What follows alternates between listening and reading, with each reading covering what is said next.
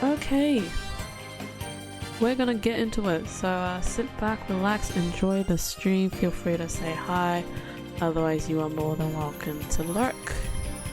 And once again, I will be reading the text. So enjoy.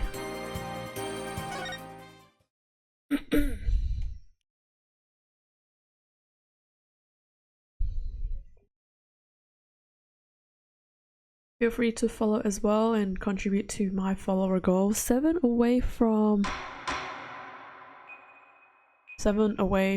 the Cadence of Hyrule goal. I'll turn this up on my end because it's pretty soft.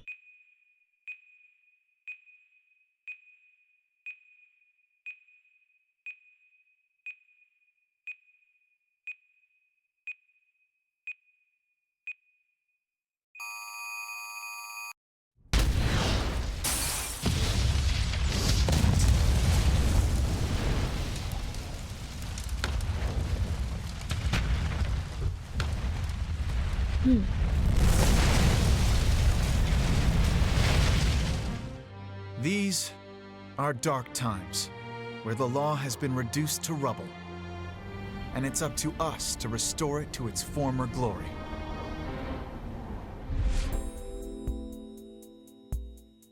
Yeah, I know what you mean. It looks like your target finally decided to make a move. Don't you worry. I've got a trusty new partner on board.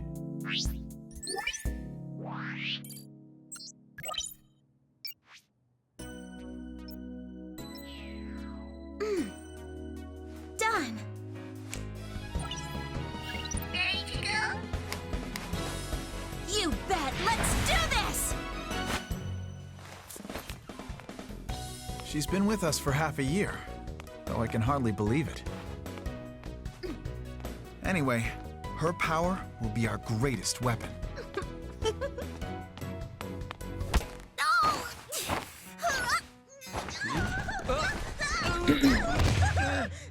Are you alright, miss?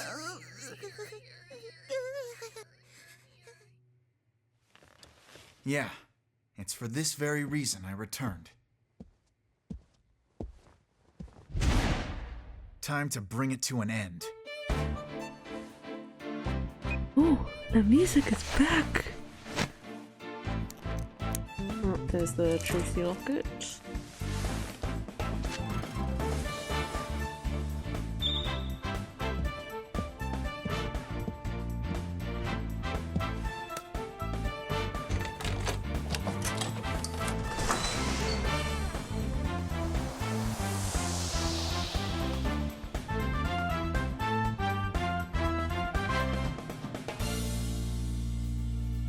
He's back, baby!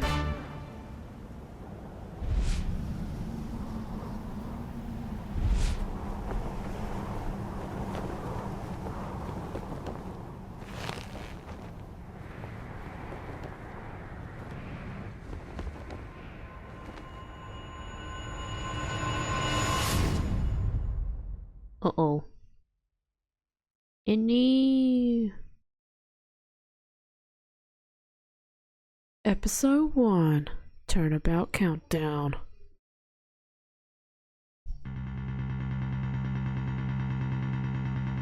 The best thing about bombs is how they erase and destroy without discretion. Those eyes are creepy as.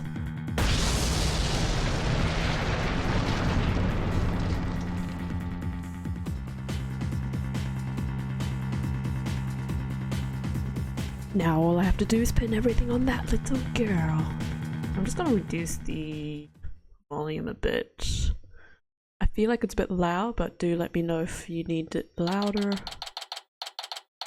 December 17, 9:22 AM, District Court, Defendant Lobby, number 5. Nope, not feeling nervous at all. It's amazing what a girl can get used to. Even a tense atmosphere like this is no biggie. You doing okay, Athena? It's a parlor. Oh, Apollo. Yeah, doing great. Like, hum a little tune great. Oh yeah? Well, that's good to hear, although... I could have sworn I heard your voice crack for a second there. I forgot, since this was a 3DS games, there's 3DS graphics. Also, I might have to move my PNG, because I forgot it was blocking the way. Give me a minute. You guys can enjoy this music, because I really like the music in this game.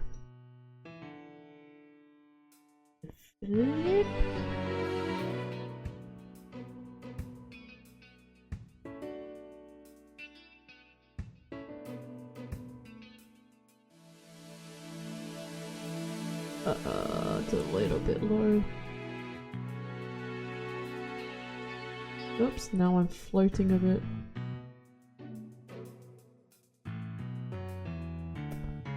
I think that's good. I'll just try a little bit more. That looks good. Okay. Where were we? I could have sworn I heard your voice crack. Well... Oof, I'm that transparent, huh? Cracking? No, my voice isn't cracking. There's a steel here, I tell you. This is Apollo Justice. He's a fellow lawyer at the office I work for. Apollo is the lead for the defense on this case, but I'm going to be there at the bench with him, doing what I can to help out. I'll do whatever it takes to defend Junie. Speaking of steel, how are you holding up? That explosion really did a number on you. I'm just happy that you're okay, Athena. Although, I can't pretend I have no connection to this case. That's why I'm going to see to it that Juniper's name is cleared. And I'm sure you feel much the same way. You got that right. I won't rest until Junie is completely cleared of all suspicion. Apollo? Athena? Thank you for doing this for me. Junie! Oh my gosh. Animation sounds as well, so that I don't have to cough. What the heck? Hey, are you okay? Sorry about that. I always seem to go into coughing fits whenever I get nervous. Juniper Woods. Juniper Woods. Is that meant to be a pun? This kind of thing never happens. Cough. At home in the forest though. Cough. This is Juniper Woods. She's my dear childhood friend. And she's also our client for this case. News keep repeating that Junie is the alleged bomber. But that's ridiculous. There's no way Junie would do anything like that. I brought you a little snack, Athena. Just a little something from my garden. Hey, thanks. So, is this an orange or a tangerine? It's an orange, my grandma says. That orange is the color of strength and endurance. Oh, guess we all need to eat oranges now. Guys, go find an orange. Buy an orange. I don't know. Anyways, just find an orange and know that it's the color of strength and endurance. Maybe carry that wherever you go. I don't know. Oh, I get it. Strength for the trial, right? Junie, you're always so good to me. Jeez, look at me, standing here clutching an orange to my chest with tears in my eyes. Well, don't you worry. We'll be so powerful in there, they won't know what hit him, right, Apollo? Yeah, that's right. Come what may, this is one trial we just can't lose. Oh, he's dead. Apollo! Apollo! Ugh. Blood is seeping through his bandages. One of his wounds must have reopened. All this time he was trying to put on a brave face, but he was really overdoing it. Mr. Justice! Huh? The trial's about to start, sir. Please proceed to the courtroom. What? Now? But Apollo's in no state to defend. Arg! I have to defend Juniper. What are we gonna do? The trial is about to start, with or without us. There's only one other option I can't think of at the time like this. But even if I called him now, he'd never get here in time. No, wait. There's something else I can do. Apollo, give me all the evidence for the case. Huh? What are you gonna do? Bailiff? Yes, miss. The defense would like to submit a substitution of an attorney petition. Athena? You're not seriously. You just concentrate on getting better. I'll defend Junie. All by yourself? Athena, stop for a second, think about what you're saying. You've never once taken a case alone before, right? No hey problema. No hey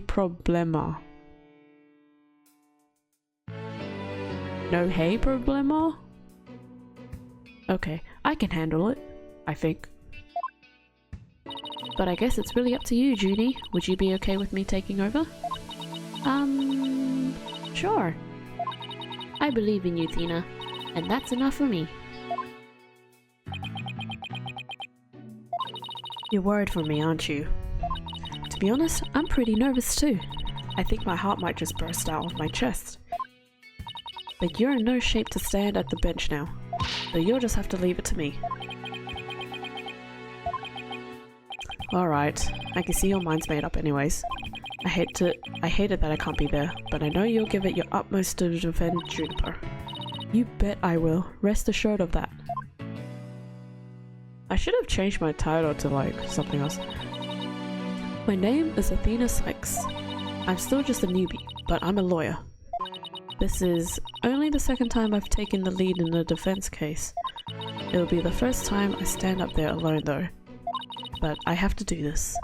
And I'm definitely not about to let anything bad happen to Junie. Woo-wee! December 17, 9:46 AM. That took over 20 minutes. That whole segment. Apparently. Anyways, we're in the courtroom now. Oh, animation! I just got goosebumps. Oh my goodness me. Court is now in session for the trial of Juniper Woods. Oh, this whole animation. Wow. 3D graphics, huh? The defense is ready, Your Honor. Oh. Payne is back. Oh no, what happened to his hair? The prosecution is also ready, Your Honor. Uh-huh. And what is the meaning of this? I was under the impression that Mr. Red Monkey would be my opponent today. Yes, well, a substitution of attorney petition was submitted just a few moments ago. Due to the explosion in the courthouse yesterday, Mr. Justice is unable to continue. I see. Not at all surprised he used that as an excuse to run away. With me as an adversary, who wouldn't want to feign illness in order to escape? What? The nerve of that guy. I'm going to give him a piece of my mind. Well, I would if I wasn't so nervous. Arg, this arrogant jerk. You arrogant jerk!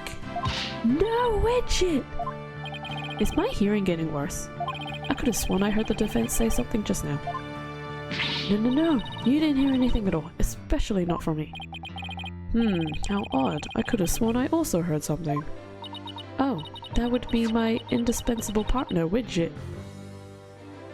He's so cute, or it's so cute. He sometimes blurts out what I'm thinking. Hehe, well then.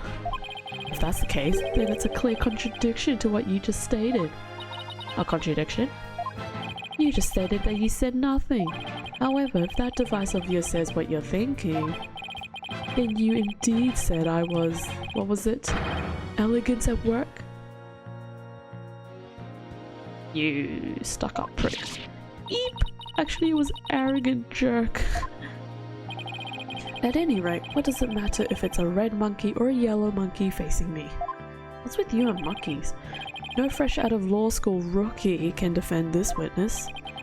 Mr. Payne, I believe that's enough. Let us get back to the case. Of course, Your Honor. I'm more than ready to show this little girl why they call me the rookie humiliator. How was that so hard for me to say? I knew it. He really is an arrogant jerk. Arrogant jerk? Miss Sykes, if you continue to insult the prosecution, I will remove you from this court. Knack. I'm very sorry. It was just a knee-jerk reaction. Now then, Mr. Payne, your opening statement, if you please. Thank you, Your Honor. Now then, the incident occurred yesterday here at this very courthouse in courtroom number 4. At that time, ooh.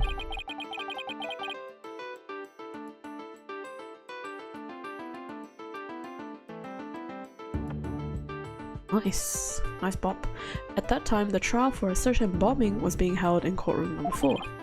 Ah yes, I was presiding over that trial as well. And Mr. Justice was there as the lawyer for the defense. A bomb that was being presented as evidence suddenly went off during the trial. Oh. It was a terrible incident, and courtroom number 4 was completely destroyed. How is it the courtroom was only destroyed, not the entire building? That's a pretty small bomb if it only did that much damage, but okay. Fortunately, we were able to start evacuation procedures before the explosion occurred. Just a few seconds more and it would have turned into a horrific loss of human life. But there was in fact one death, was there not? That is correct, Your Honor. When courtroom number 4 was examined after the blast. Oh no! The body of Detective Candace Arm. Candace Arm. Oh my gosh. Candace Arm. As in, can disarm the bomb disarm, you know? Oh my gosh. We've barely started and there's already a name pun. The body of Detective Candace Arm was discovered. She was to take the stand as a witness later in the trial. I suppose she wasn't able to evacuate in time. What a terrible tragedy. I must admit, I stumbled at least 10 times myself before I was able to escape. Maybe the court should see about getting you even shorter robes. The victim's body was found near the entrance to the courtroom. I suspect she stayed until the very end to help guide the others out to safety. Your Honors, Your Honors, Your Honor, allow me to submit as evidence the victim's autopsy report and details about the bomb. Trauma back of head caused by impact with flat object between 8 and 11 AM.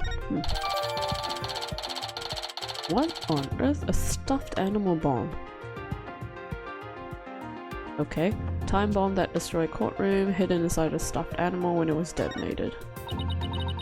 Okay, I know how this works. All of evidence for the trial is filed in the court record. When I want to check something out, I just use R. I better take a peek later. Now then, please call the accused to the witness stand. Just so you guys know, the only thing I'm blocking is the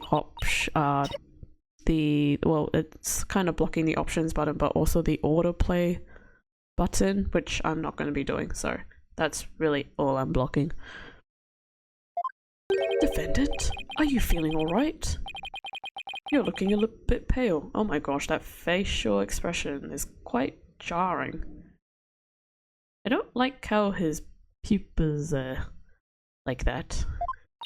I'm so sorry. I was feeling a bit weak when I first arrived here at the courthouse. She's getting oxygen from the flower. But I'm alright. Junie's really giving it her all. I'd better make sure I do the same. Hehe. If we could please proceed. Your name and occupation, defendant. Juniper Woods. I'm a high school student. High school? That means Athena's also a high school. Wait, hold on. Apollo's 23. I forgot how old he was in the Justice. 18. It's only a 5-year difference. Huh. Oh my gosh, you are 55.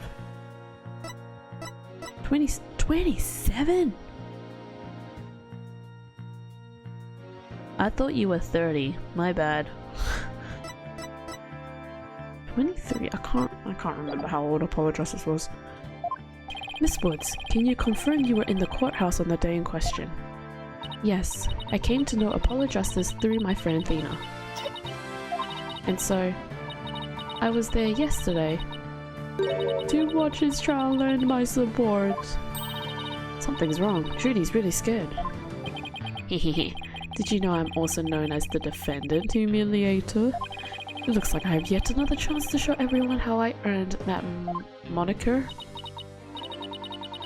Grr, does his arrogance know no bounds? I have to protect Judy no matter what. Hey, you arrogant Prosecutor Payne. What is it? Do you want me to demonstrate why I'm known as the Rookie Humiliator instead? Deep breaths, Athena. Don't let him get to you. Prosecutor Payne, Judy is telling the truth. Mr. Justice also backed her up her claim when we saw him in the defendant lobby. And Judy? He said that he was glad to get the lotus root you gave him too. He was? My grandma says lotus root is good for your eyes. Why didn't anyone tell me that? If someone told me that, I probably wouldn't have been wearing glasses. Because I'm pretty blind. She says they can even help you see into the future. What the heck? Okay. That's... okay. They can? Then that's perfect for a present for a lawyer. And if that's true, I guess he must not have eaten them all. Cause he got hurt by the explosion. A sweet neat girl like this blowing a courtroom to bits? I must say it's very hard to believe. Objection! Now, Your Honor, don't let her seemingly innocent appearance fool you. The defendant has a motive for committing this crime. That's not true. I don't have any kind of motive. And I didn't even know the lady who was killed. I admit the investigation didn't turn up any connection between the victim and the defendant. However, that doesn't matter. The only thing that does is her objective was the destruction of courtroom number 4 itself. Hey, what's that supposed to mean? Why in the world would Miss Woods want to do that? That's a very good question coming from a novice such as yourself. But first, a question for the defendant. Have you ever been brought up on false charges? What? Well, why, yes. Yes, I have. And did that experience cause you to harbor a grudge against the court system? Objection! Now wait just 1 minute. If that kind of thing was a motive for blowing things up, then every one of our clients would turn into bombers. That's a valid point. You wouldn't have a single courthouse left standing in the land. I concede the accused isn't the only one who might bear resentment against the courts, but Miss Woods is the only person who could have committed this crime. Why? Because we have found some decisive evidence that proves the defendant's guilt. Decisive, huh? I'll believe it when I see it. It involves a very unique aspect of the bomb itself, Your Honor. And what exactly was so unique about it? Why don't we have Miss Sykes answer that question? Huh? Me? I noticed that you appear to be very nervous, and well, gentleman that I am. Okay. I'd like to offer you the chance to gain some confidence with such an easy question. Could he be any more condescending? Really, what a thoroughly unpleasant man. L is for loser. What did I just say? Nothing, not a single thing. Now let's see, what was I supposed to do at a time like this? Oh, I know, the court record. The information I need is somewhere in the court record. Alright, Miss Sykes, let's hear your answer. What was unique about the bomb that blew up in the courtroom? Was it because it was in Apollo's briefcase? Apollo carries a briefcase? In the judge's pocket. inside a stuffed animal. It's in a stuffed animal. Mr. Payne, what kind of simpleton do you take me for? It was stuffed inside a stuffed animal. Its evil intentions covered up a cute exterior. Hehe, very good. Have a cookie. The bomb that went off in the courtroom was indeed hidden inside a stuffed animal. There, how do you like that? Not bad, huh? I am fine. Hey, are you stealing Apollo Justice's catchphrase? I am fine, just like I said from the start. I can do this. Yes, as I recall, the bomb was inside a stuffed animal the whole time. I never got to take a look at it. But what connection does this impish elephant have with the defendant? The answer to that question lies in another piece of evidence, which I have here. What's that? Tail? And what, pray tell, is this? It appears to be a little singed. It's a tail, Your Honor, the tail of a poor victim of the explosion. This is incredible. You say it's Detective Arm's tail.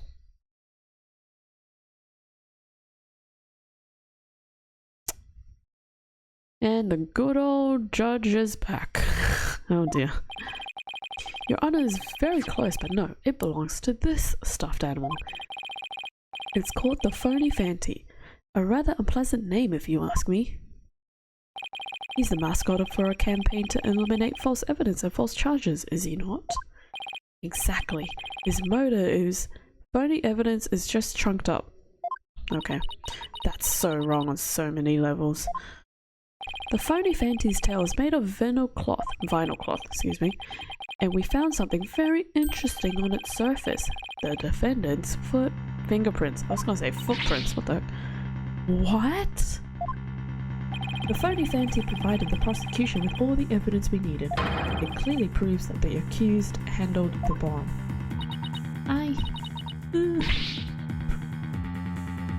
Oh, did her pigtails just punch her in the eyes?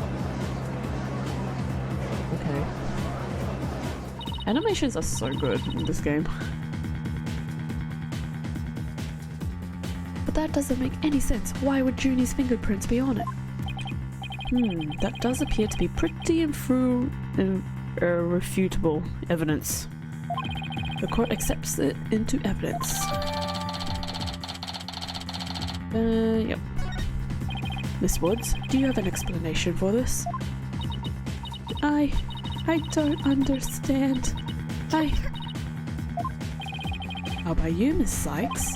Do you have any plausible explanation to refute this decisive piece of evidence? Well, I can't do it. I can't think of a single thing. But I'd better come up with something for Junie's sake. If you can't If you can't produce an answer, we could always go straight to the ruling if you prefer. Heck, no! I have to say something fast! Oh no! I can't get my voice to work. Why now, of all times? Ooh, flashback. I thought I overcame this already. Maybe I'm still not ready to stand in court?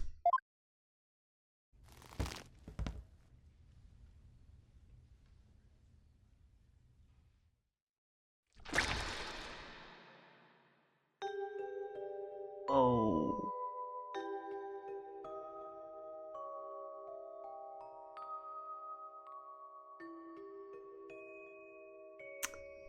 Well, that's a bit gruesome.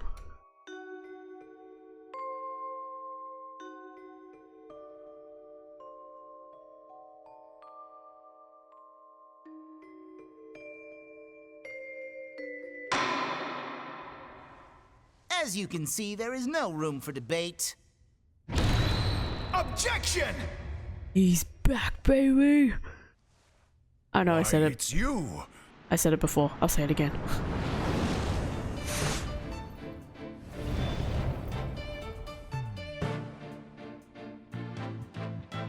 Oh yeah! Sorry it took me so long to get here, Athena. Apollo explained the whole thing to me over the phone. He asked me to come help you out in his place. Thanks for coming. I hate to admit it, but I was having a real rough time on my own. Oh, I don't know. I think you were just doing fine, all things considered. And you hung in there, giving me enough time to get here. Now, let's turn things around. You got it, boss. Ho ho ho, look who showed up out of the blue. If it isn't Mr. Felix Wright, you always manage to surprise me. Your Honor, Mr. Payne has called for an early ruling, but I believe there are still many things that need to be deliberated. How did Miss Wood's fingerprints wind up on the stuffed animal tail? How was the bomb even detonated? Until these questions are answered, I assert it's impossible for a fair ruling to be made. You are absolutely right. Let's continue from where we left off. I assume you have no objections, Mr. Payne? Hehe, not at all, Your Honor. She's dying, man. This one really looks like she's having a hard time. Junie's really struggling, Mr. Wright. I get the sense I guess the sense she's afraid of the courtroom itself. Because of yesterday? Yeah, it's understandably very traumatic for her. Poor thing. And here she is, back at the courthouse again, being so brave. I'd like to make a request, Your Honor. If at all possible, I'd like to have Miss Woods rest in the lobby. Given the defendant's condition... Very well, I grant special permission. You go get some rest, Judy, and leave the rest to us. Okay, thank you. Sorry about this. Bye, Juniper. Collapses on the way in. Phoenix Wright. I've been looking forward to meeting you. It's been a while, Mr. Payne. Hehe. You're more clueless than I'd heard. I do believe you mean, how do you do? Or I gasp in pain. Oh, not Winston Payne. Gaspin. Okay. I am the younger brother of your long-standing rival, Winston Payne. What? Long-standing rival? When were we ever rivals, let alone long-standing? Yeah, where's Edgeworth? You'll see, Mr. Wright. I will cleanse Winston of the disgrace he met with at your hands. I can't read that sentence. Looks like this royal pain is going to be as thoroughly unpleasant as the other. Hehehe. Your Honor, the prosecution would now like to call a decisive witness to the stand. This witness will testify as to how the accused detonated the bomb in the courtroom. Very well. Please call your witness, Mr. Payne.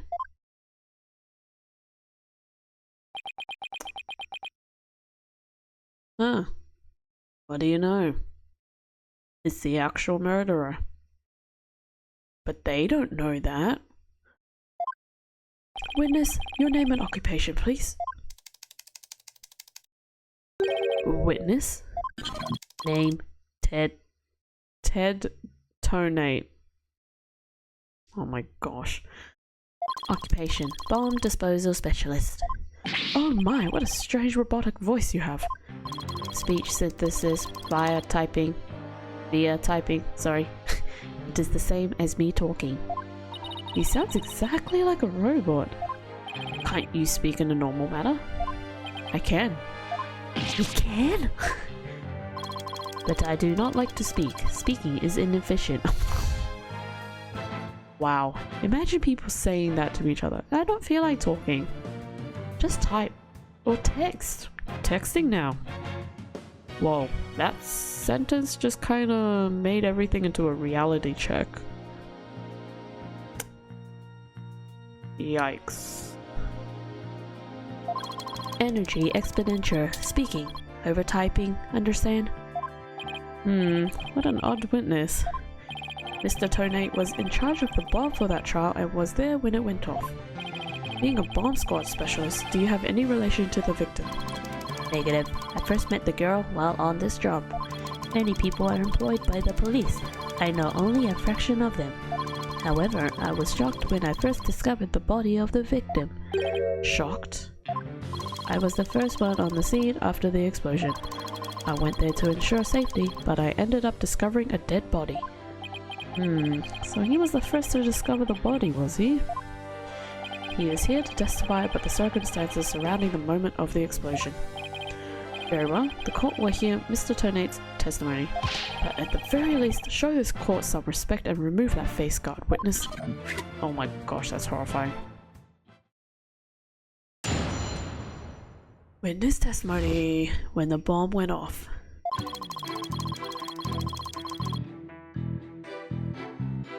Oh yeah, this music though.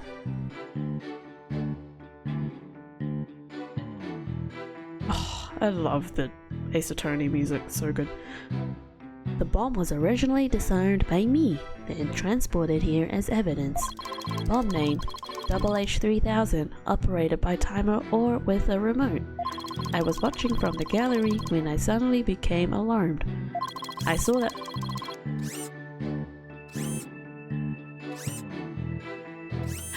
that the bomb's timer was counting down. I don't like that animation. So even though the bomb was supposed to be disarmed, it somehow got switched on. Precisely. Activating the timer is very simple. Number 1, connect wires. Number 2, switch on timer. A monkey could do it. I really don't like this guy's face. I am sure even you would be able to, Mr. Wright. I guess this makes you the blue monkey in this barrel, farm boss. I'd now like to begin my cross-examination, huh?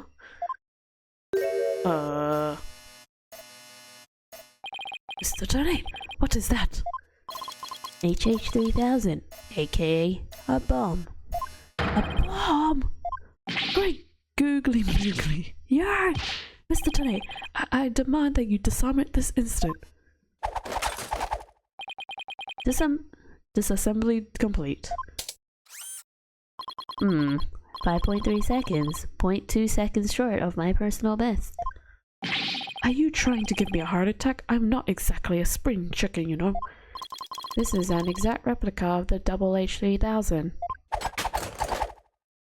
It is used to practice disarming bombs. Disarm equals success. Explosion, failure.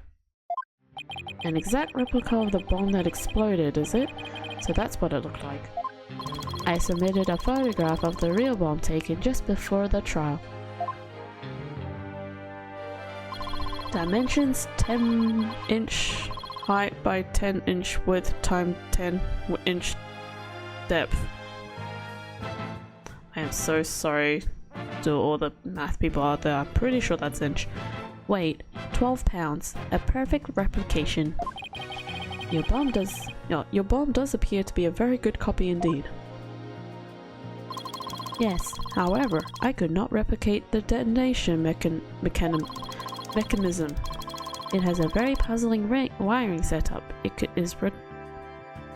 I can't read today. It has a very puzzling wiring setup. It is regrettable. I could not replicate it.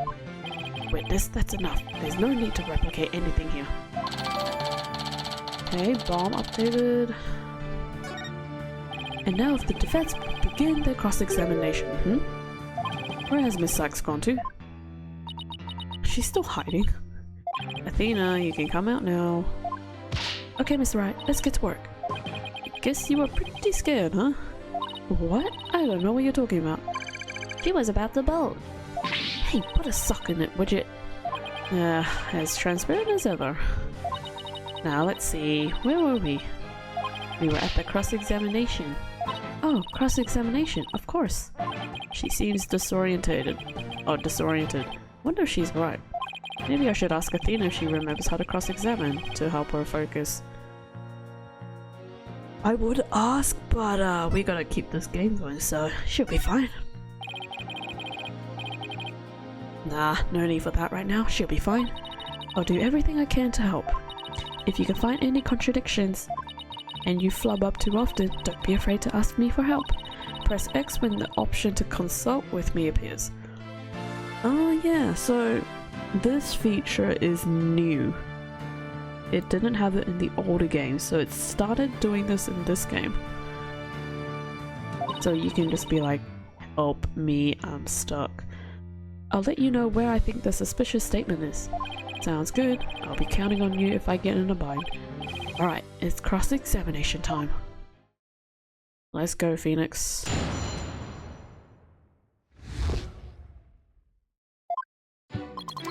Okay, so we're just gonna press every single statement. Hold it! You say that you disarmed the bomb, but are you really sure it was disarmed? Absolutely, I can disarm anything. In a flash. That looks more like dismantle than disarm to me. Oh, pardon me. Let's see, is there any chance you could have forgotten to disarm the bomb? Impossible. I do not make rudimentary mistakes like that. They say to err is human. What? What does that even mean? Although the jury is still out on this guy. If you must know, Mr. Wright, according to the court's own records, the fact that the bomb had indeed been disarmed was officially confirmed. I guess I can rule out the possibility that he forgot to disarm it. Could you talk about the bomb in a little more detail for the court, Mr. Tonate? Certainly.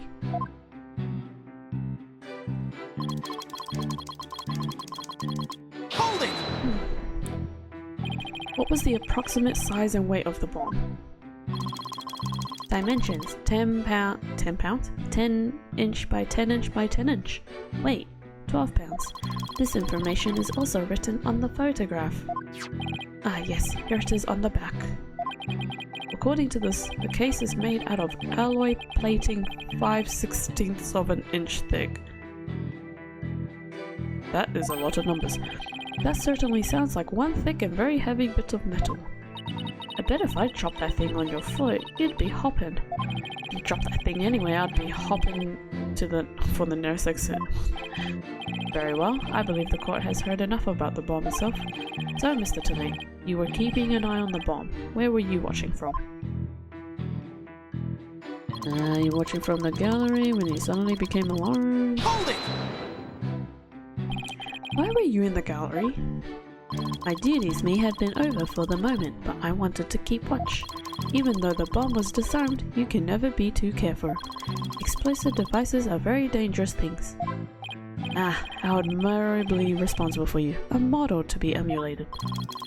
I practice disarming bombs every day. I practice assembling them too. I really don't like your eyes being like that. The disarming part I get, but the assembling them... Well, I have to know that I practice presenting evidence every day myself. I see.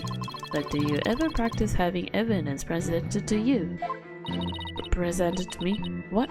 No, And you cannot be very well call yourself a professional yet, can you? That doesn't. I'm gonna stop practicing having evidence presented to me every day. That was a mouthful. And you'd better drink some coffee, boss. We're gonna be pulling an all-nighter. I don't think that will be necessary. Or worth either of our time. Oh, Mr. Tony, what did you witness from the gallery? So that the boss driver was counting down. Oops, my bad. Now you're trying to find testimony that conflicts with the evidence, right? That's right. Listening carefully to Mr. Tonate's testimony is just the first step. After that, it's a matter of taking a look at any evidence that seems relevant. Remember that you can open the court record when you go to present something. If you find evidence that conflicts the testimony, present. Let's see. This testimony is about when the bomb went off. So I think the state it was in at the time would be pretty important. A bomb that didn't look like a bomb because it was inside a stuffed animal, huh? Okay, so I accidentally pressed A on that last statement, so we're just gonna press that one. You saw it counting down clearly with your own eyes. I hardly think a timer as small as the one on this bomb could be seen from the gallery. These goggles help me see very small things clearly from the very far away. I can even see what you had for breakfast by looking at your tie. Why do I suddenly feel like a bug under a magnifying glass? I guess it's possible he saw the timer if he was wearing those goggles. I'm not so sure. There's something that doesn't sit right with me. I don't think I follow. The bomb was completely hidden inside the stuffed animal. So well concealed, in fact. It didn't even look like a bomb at all. Okay, so we know that it's the stuffed animal. Phoenix basically just gave the answer. I have not saved actually, let me save. Oh, there's a separate save. So many save data stuff. Okay, so we're gonna present. Objection! Nice. So you say you saw the bomb's countdown, is that right? Of course, I clearly saw it counting down to 0. And I say that you are clearly lying. What are you talking about? There is no way you could have seen the bomb's timer. After all, the bomb was concealed inside a stuffed animal. Mr. Tennant, how can you claim to know the bomb was about to go off when you couldn't even see the timer? But that's... What? No! That does seem like a glaring inconsistency indeed. Witness, how do you explain this? Well, Ooh, that was great, Mr. Wright. You found a contradiction right off the bat. Always remember, Athena, when you find inconsistency in a witness's testimony, there's always a reason behind it. It could be a lie, a hidden meaning, a secret. Whatever it is up to us to dig it out.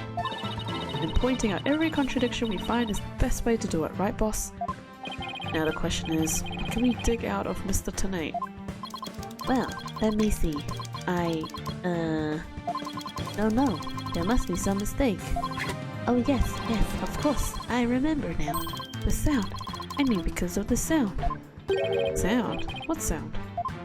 When the timer of this type of bomb is switched on, it beeps softly. Beep, beep, beep. It is the sound of the bomb counting down. A beeping noise, you say? I suppose it would be possible to notice that even with the bomb inside the stuffed animal. I simply made a mistake. My bad. Stupid Objection! bomb detonate, dude. How in the world did you hear such a tiny little sound all the way from the gallery? Listening for the sound of a bomb's timer is an integral part of my work. I constantly undergo training so that I will never miss it. I hardly think training would help you hear something from so far away. Is that blinking? What now? Are you making light of the fine science of disarming bombs? It is a solemn mission that I put my life on the line to perform.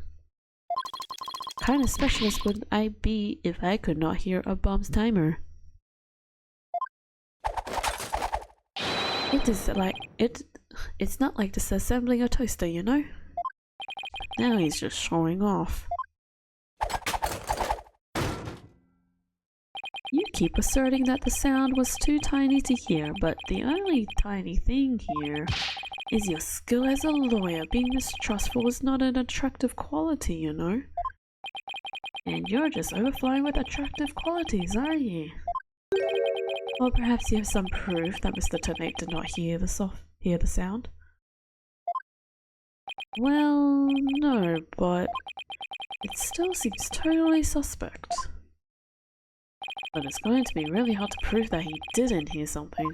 If I have this correct, the prosecution's argument is that someone reactivated the bomb before it was brought into the courtroom.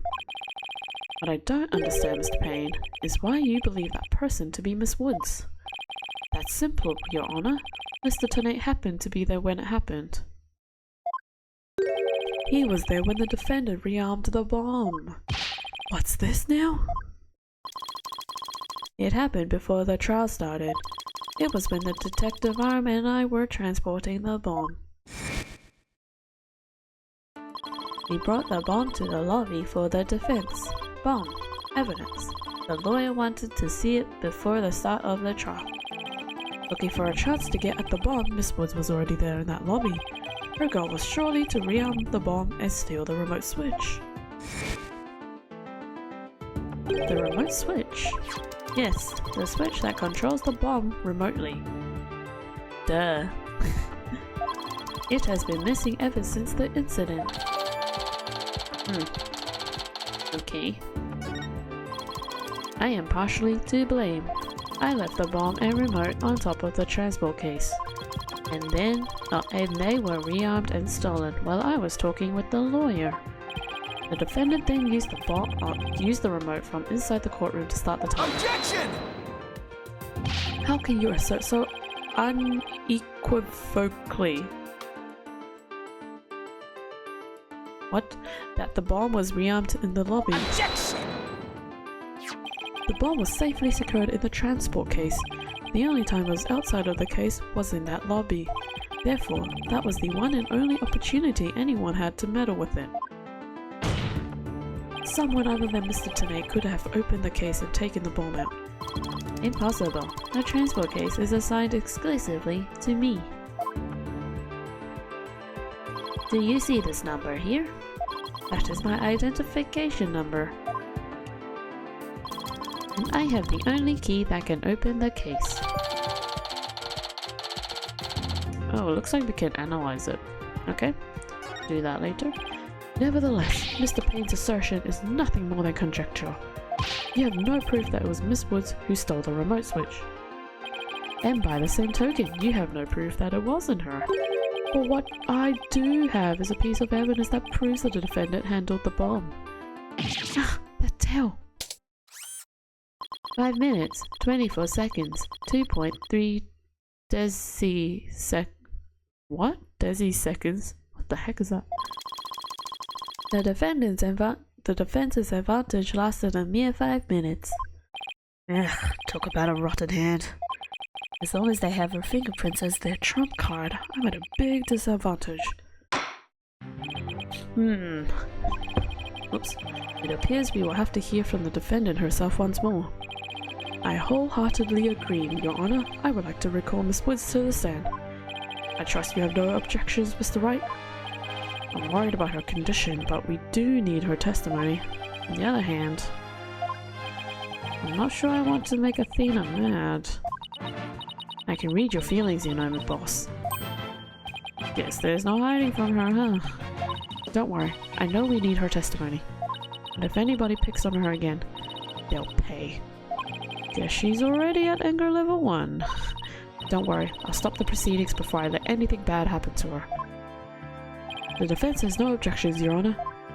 In that case, I will take my leave. But before I do, there is just one more thing, Mr. Wright. Is it? Me? Yes? Dismantling bombs is my job. Dismantling the case is yours. Do you think you can handle it? I look forward to seeing you try. This guy is hiding something. I just know it. Now, if you will excuse me. Okay, bye. Weirdo robot thing. Bailiff, please go out to the lobby and bring back the defendant.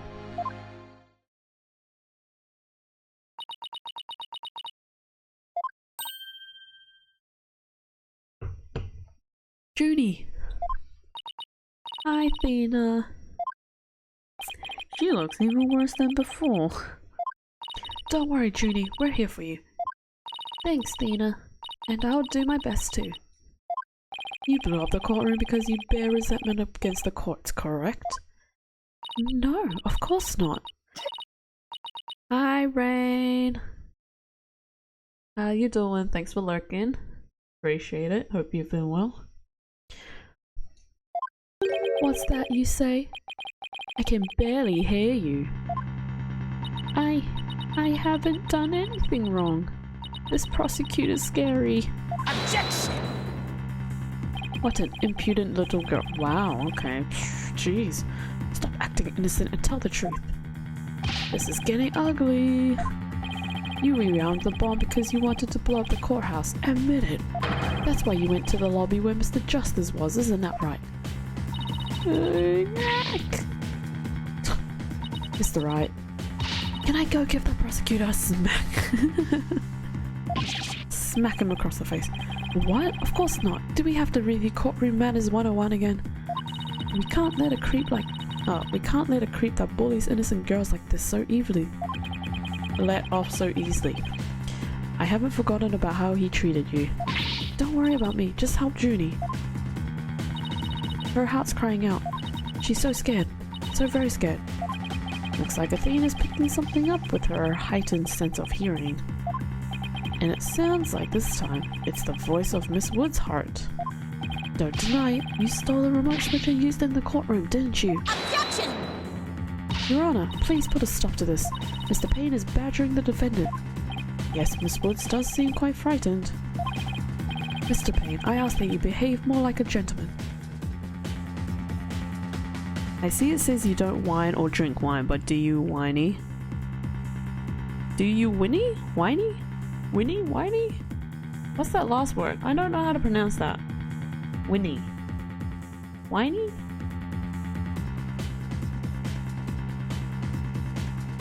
I'm gonna say no. If I get the word correctly. Pretty sure it's whiny. Winnie? Potato, potato? Mr. Payne, I ask that you behave more like a gentleman. Ah, but you don't, oh, don't you know, Your Honor? There is no more than a gentleman in this world than I. You are a douchebag. As a gentleman or even a gentleman would behave like he does. Don't let that rude ruffian win. Winnie. It sounds like a, oh. Oh my gosh. Why? Why did you have to do that? Rain? Why did you have to do that? How dare you? How dare you?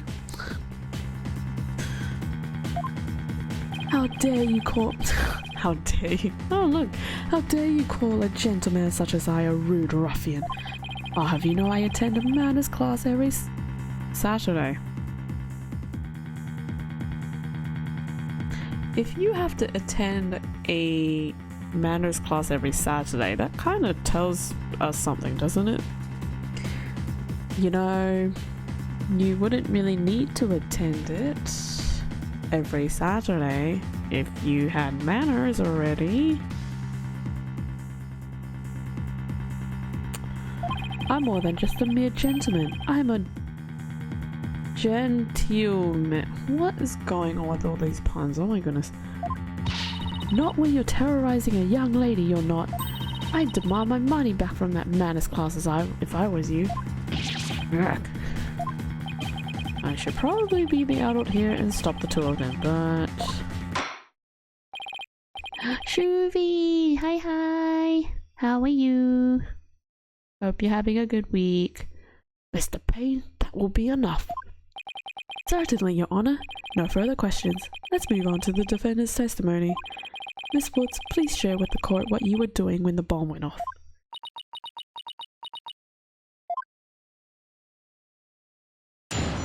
Witness testimony. When the bomb went off. Well, that day, I was watching from the gallery. The bomb went off, and rubble started falling. It fell on top of me. You just noticed the chat rules pop up this time saying clean and safe chat only. Sorry, my previous mistakes. Oh no, it's fine. You are forgiven. It's all good.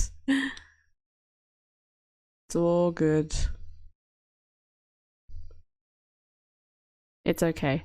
Some people, some of my viewers did take a while, like my other viewers as well. It's not just you. They did take a while to realize that my stream is supposed to be family friendly, so they took a while to realize that my chat rules had that. So yeah, but you're all good. No worries, Shruvi. But yeah, again, hope you're well. Hope you're having a good week. Junie's clearly in pain, being forced to recall the bombing like this. She can't even get her words out. This isn't going to work, so what now? Hey, wait a minute. Even if she can't vocalize what she wants to say, we can listen to what's inside her heart. Yes, now's the perfect time to use Athena's power. Okay, so I'm just gonna tell you guys now. The last time I played this on the 3DS, I really like Athena's specialty in a way. I guess you could call it a specialty, a power, as they phrased it. And if you haven't seen it, you will get to see it in like a minute, and I think you guys will really like it. Goody, comfy and ready for bedding in just a moment. Oh, nice. I hope you do get comfy, and I hope you know, feel free to lurk as well. Get comfy and lurk. You can hear it, can't you, Athena? The cries of Miss Wood's heart. Yes, and they sound incredibly strained. She's so scared. I think she could collapse at any second. Athena has a unique ability. That's the word, ability. So Apollo's one is where he can see twitches or like certain movements that triggers when people say certain phrases. And then Phoenix's ability, I say it with quotes because it's technically not in quote. He has the Magatama, which can what's the word, kind of get into people's secrets a little bit more, so that they start to break in a way, like they start confessing more. And then Athena's one, again, I think you guys will like it. With her finely tuned sense of hearing, she can hear the words of a witness's heart. In essence, she can sense how a person is really feeling from the tone of their voice. Yes, it's all up to Athena and her special ability now. Athena, I want you to use the analytical psychology you studied and listen to the testimony of Miss Wood's heart.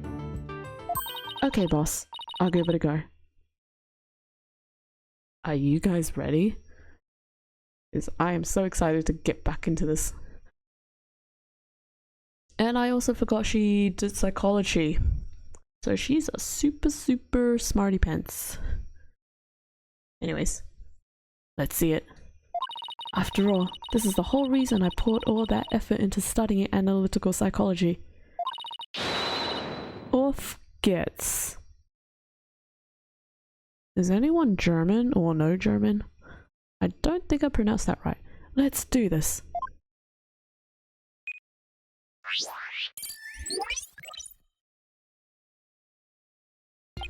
So your holographic thingamabomb can show us how Miss Woods is feeling, right? In a nutshell, yes.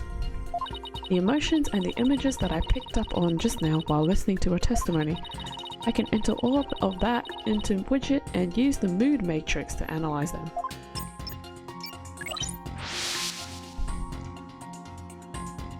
These mood markers here reflect fluctuations in Junie's emotions.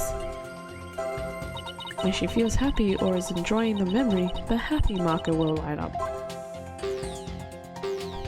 When she feels angry or frustrated, the angry marker will react. When she feels sadness or is frightened by a memory, the sad marker will blink. And when she feels surprised or confused, the surprised marker will let us know. So, with your special ability and Widget's Mood Matrix program, we can trace how Miss Woods is feeling as she testifies. Talk about the wonders of technology. You got that right, Phoenix. Yep, now let's give it a shot. I'm picking up with some kind of discord, or noise, in Junie's heart. See here? This is what the noise looks like in the Mood Matrix. It's a result of inconsistencies between her testimony and her feelings. If we can pinpoint these inconsistencies, the noise level should drop. Okay, it's time to listen to Miss Wood's true testimony.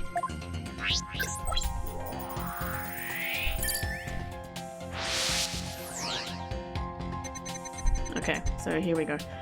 Just before I continue, I will be uploading this tomorrow, probably, depending on time, because I am attending a wedding tomorrow, so I'm pretty much out the whole day, hence why I'm not streaming. So, actually, I don't think I will. I think this will be uploaded on Saturday, not tomorrow. Yeah. So you guys will have to wait an extra day for this. Body. But yeah. Hope you guys are enjoying the stream so far. Hope you guys are comfy. Enjoying my lovely reading voice. Well, that day, cough, I was watching from the gallery, cough cough. The bomb went off, cough, be surprised, and the rubble started falling. It fell on top of me. She feeling happy when the rubble fell on her, apparently. I think I have a good grasp on Junie's emotional state now. This power of Athena's is incredible. And I'm seeing an unexpected emotion that's inconsistent with the content of her testimony. What? Already? Oh, it's 2. Look at this. When she says it fell on top of me, the happy marker is reacting. Well, look at that. That is odd. There must be a reason for this contradictory emotion. We need to do some digging. When you find an unexpected emotion, you'll first need to pinpoint it, and then select the unexpected emotion or reaction from the four mood markers with A. Oh my gosh, that was such a mumble jumble. So we press the pinpoint. Got it! Straightforward. Which is registering joy when Miss Woods recalls the rubble falling on her. There must be a reason for this unexpected emotion. Miss Woods, as the rubble was falling, was there also something that made you feel happy? What? Mr. Wright, the feeling of happiness is spreading throughout Junie's heart. Keep going on this point, and I bet Junie will start to calm down. Great, let's hear what she has to say. Just as I was about to escape the courtroom, the bomb went off. I was so startled. I tripped, and then rubble started falling on top of me. I really thought I was done for. But just then, Apollo came and rescued me. Oh. Somebody has a crush on Apollo. Somebody has a crush on Apollo. Ooh la la. Apollo? He used his own body to shield me from the rubble. So that's when he sustained those injuries. How do you feel, Junie? Did talking about Apollo give you some courage? Yes, Apollo is just like the sun, strong and bright and warm. Just talking about him makes me feel like a leaf undergoing photosynthesis. That was science talk. Oh my goodness. And see, your coughing stopped all of a sudden.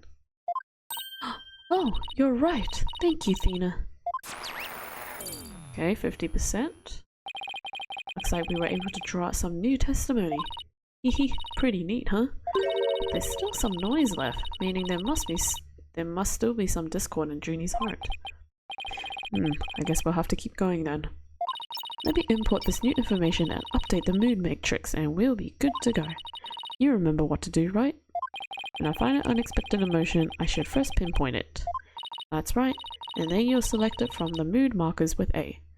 If we can find the reason for the discord in her heart, then we should be able to draw even more new testimony out. Alrighty, new info. I tried to run, but I was too slow. Before I could get away, the bomb went off. I was so startled I tripped, then rubble started falling on me. I thought I was done for.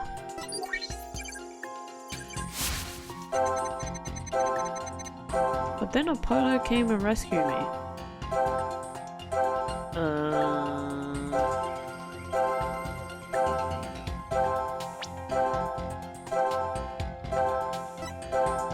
Is it the stronger emotion?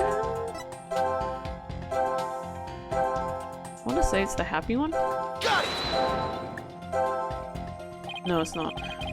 When we view your emotions alongside your testimony, we find the unexpected emotion. Wait a minute. It really isn't anything strange here. I don't know, but I think maybe we made a mistake, Mr. Wright. I think maybe you're right. Let's take another look. There must be an unexpected emotion here somewhere. Is it... Is it this? Got it! Yep, okay. It's the sad one. You were happy when Mr. Justice rescued you, weren't you? Yes, I was really happy. But there was also something you felt sad about at the time. Sad? The reason I ask is, when you were describing how you were rescued, we sensed a little sadness too. Oh, I think it's probably because of Wright? Wright.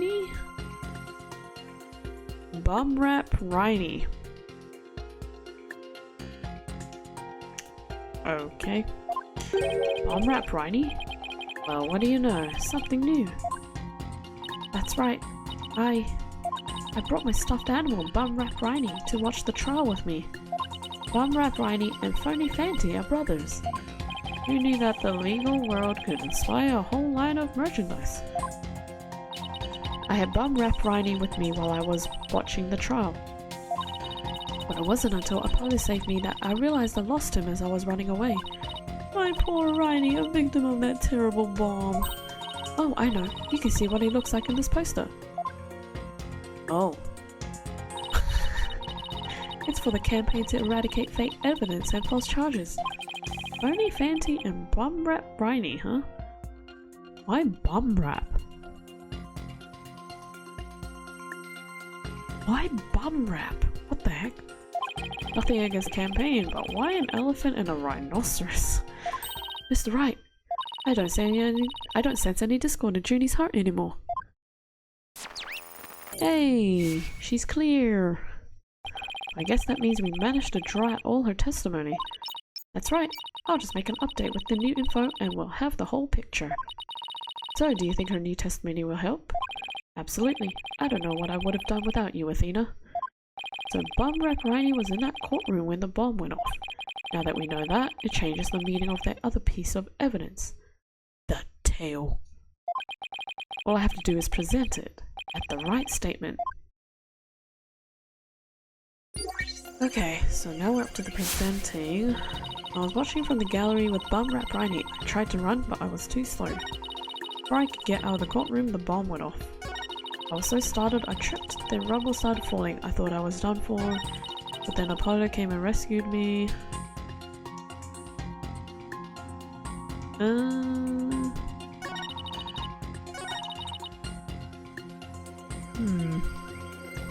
do I present the... Hold on, wait, what do I have?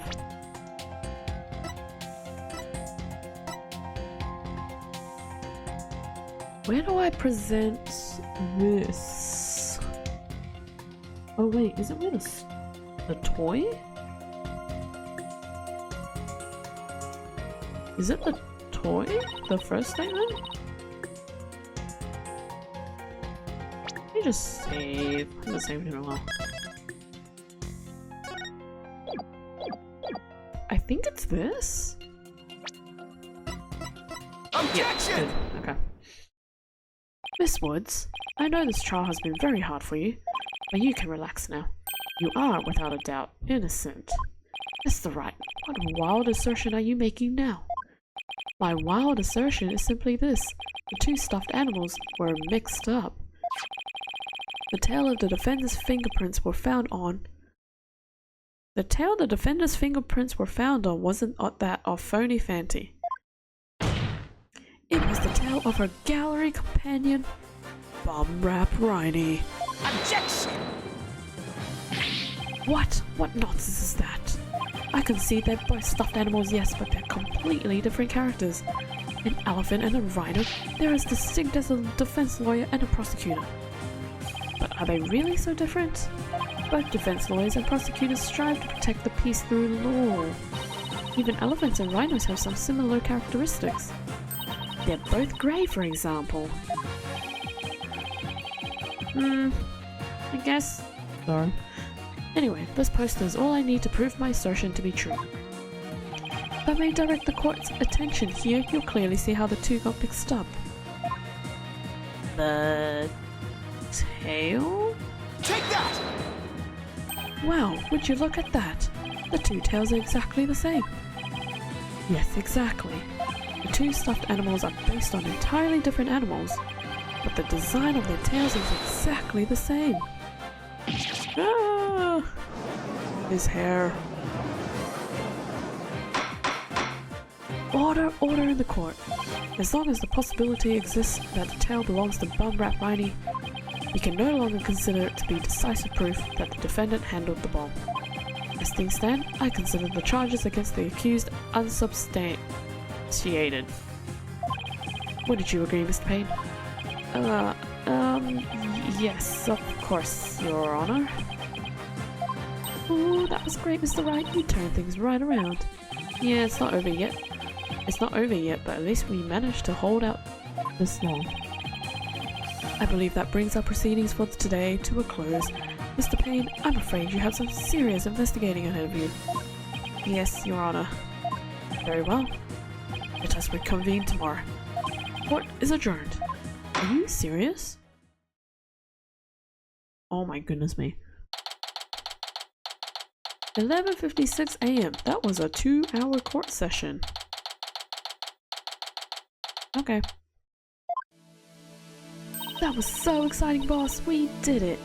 Peace out. True to form, you managed to just barely pull it off at the very last moment. True to form?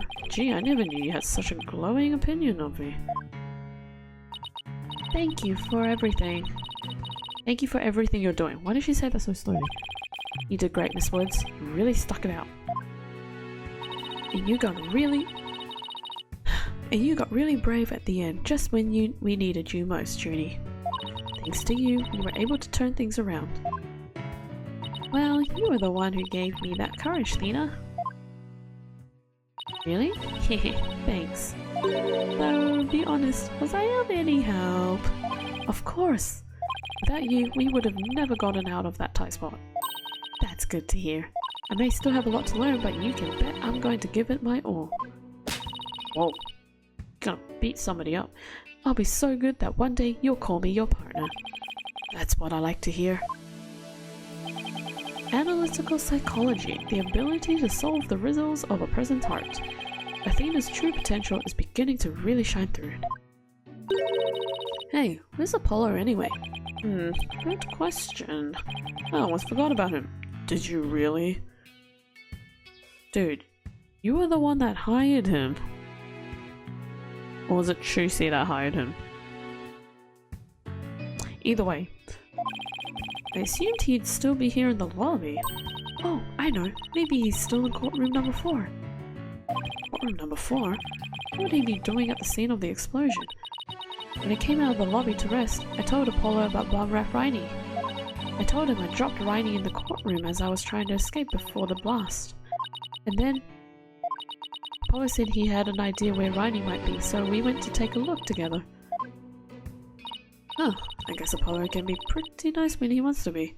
So you went looking for Riney together before you were called back into the courtroom number 5? Yes. I had some time to rest, so I was able to go and look for him. But then they called me into courtroom number 5 to testify. Apollo insisted on staying there though. All those injuries? I wonder how he's managing. I think Apollo might have figured something out. Wonder what it was. He told me, I'm going to look for evidence to clear your name, Juniper. So maybe he found some new piece of evidence? Anyway, you'd better go and get him. Good idea. Where is Apollo? Parlor. Marco Parlor. Marco Parlor. Cutscene? There we go. Where are you, Apollo?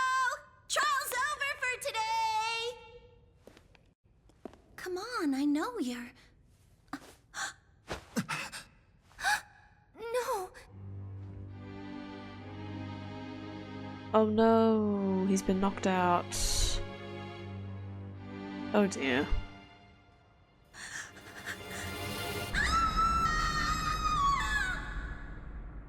Oh dear. Well, that sucks. Oh, to be continued.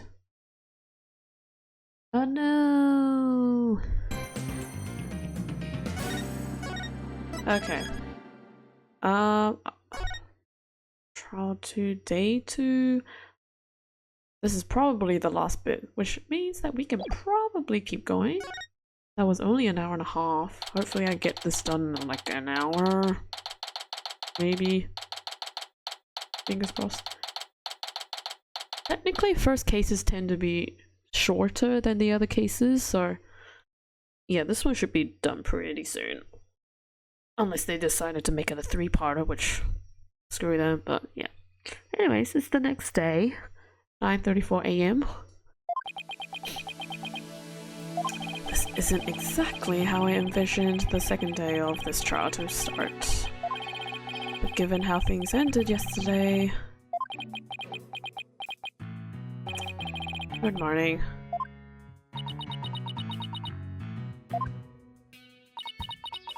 Whoa, this is awkward. The mood sure is tense. Not that that's any surprise.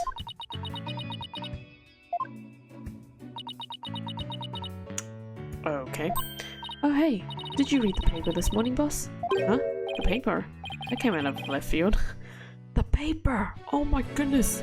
Newspapers are still existing in this time. You didn't read it? Then you don't know the big news.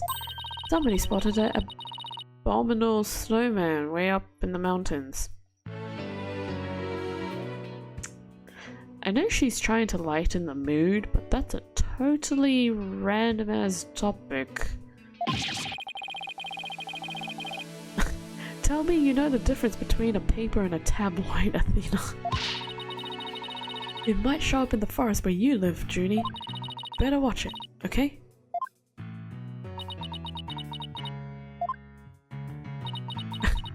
Nice try. She tried. You really should read the story for yourself. I couldn't even begin to do it justice. Justice? Oh dear, she said the word. Huh? Oh, poor Polar. And it's all my fault. Bina! Oh, Judy, what was I thinking? I'm so sorry. What we found yesterday was not Apollo's dead body, thank goodness. He'd been assaulted by someone with a blow to his head and was lying unconscious. We rushed him to the hospital right away, and he looks like he's gonna pull through. But it was still quite a shock to stumble onto a scene like that. I bet it was the bomb, dude. Is Woods? I just combined Miss and Woods. Is Miss Woods alright, Athena? Well, I managed to get her to stop crying. Now she's resting on that sofa over there. Where? Is there another sofa? I guess she really feels responsible for what happened to Apollo. Poor Junie. She believes that the reason Apollo was attacked because he was helping her look for something in that courtroom. Oh? Guess I can see why she'd think that. By the way, how are you doing? Who, me? Yeah, you know, I know you're concerned about Miss Woods, but are you alright? Me? I'm doing just fine, boss. I mean, yeah, it was a huge shock, but alright. Oh, I'm alright, excuse me. People who've studied analytical psychology are great at times like these. After all, they've learned how to control their own emotions too. Somehow, I don't think it's as easy as she makes it sound. But there's no denying she's a real trooper. Apollo doesn't remember a thing, does he? Yeah, he can't recall anything from the time right before he was assaulted.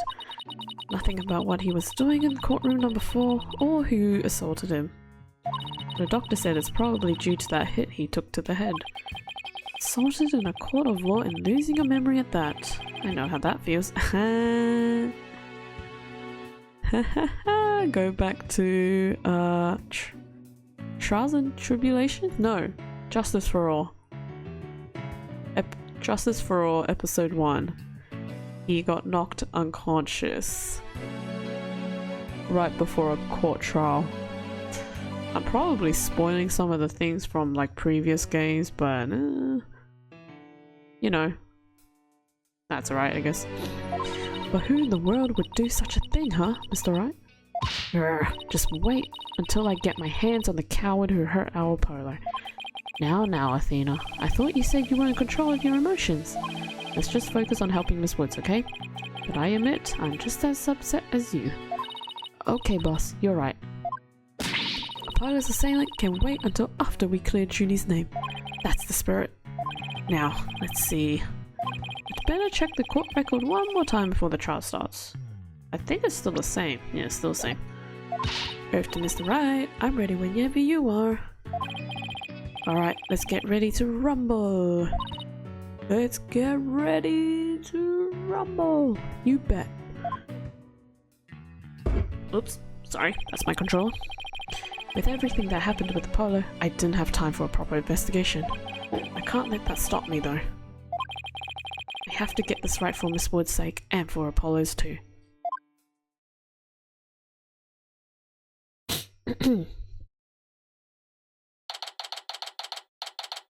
9:50. Oh my goodness, 5 minutes and we're already in the courtroom. Hooray. Day 2.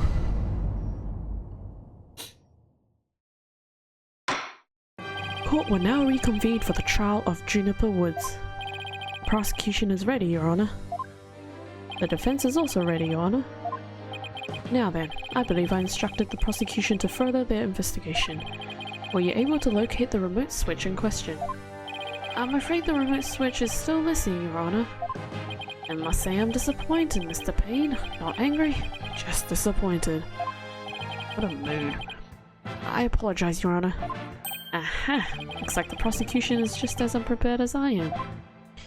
There is a separate matter, however, that I would like to bring upon during this trial. Oh, he's gonna bring up the Apollo thingy.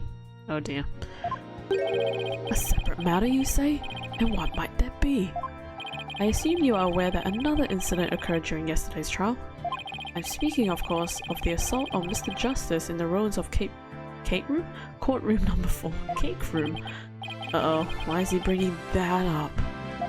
Yes, what a truly harrowing experience it must have been. Poor Mr. Justice. At the time of the attack, Mr. Justice was not alone. He was with the defendant, Miss Juniper Woods. He isn't going where I think he's going with this, is he? The prosecution wishes to indict.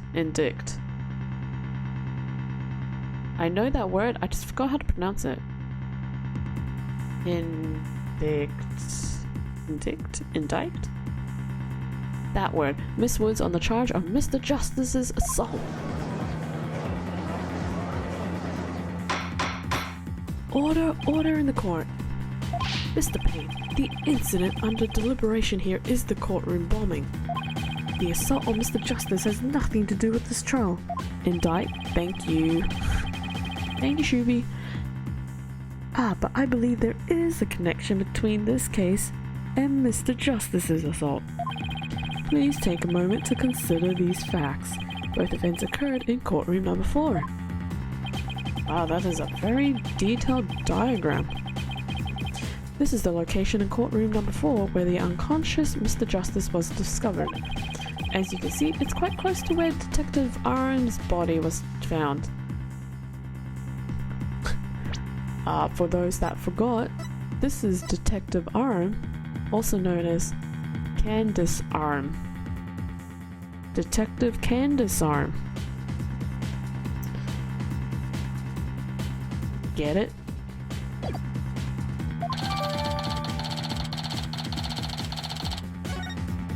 The question is, why did the culprit feel the need to maliciously attack Mr. Justice? Why indeed? What do you believe their motive to be, Mr. Payne? I believe Mr. Justice found something in that courtroom while Miss Woods was with him. Evidence that fingered her as the perpetrator of the bombing.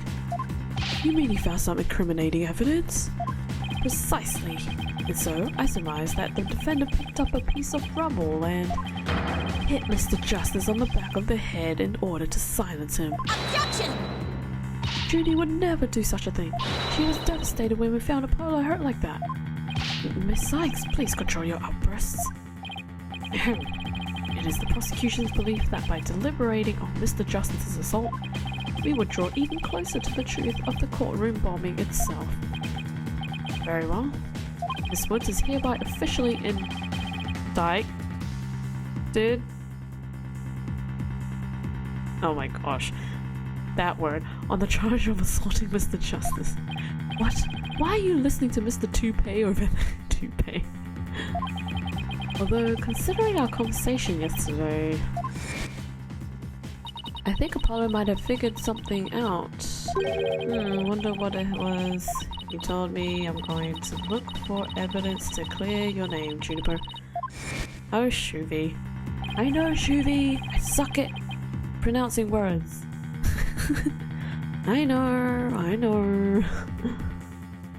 The thing is, like, I've seen the words, I just forget how to pronounce them half the time.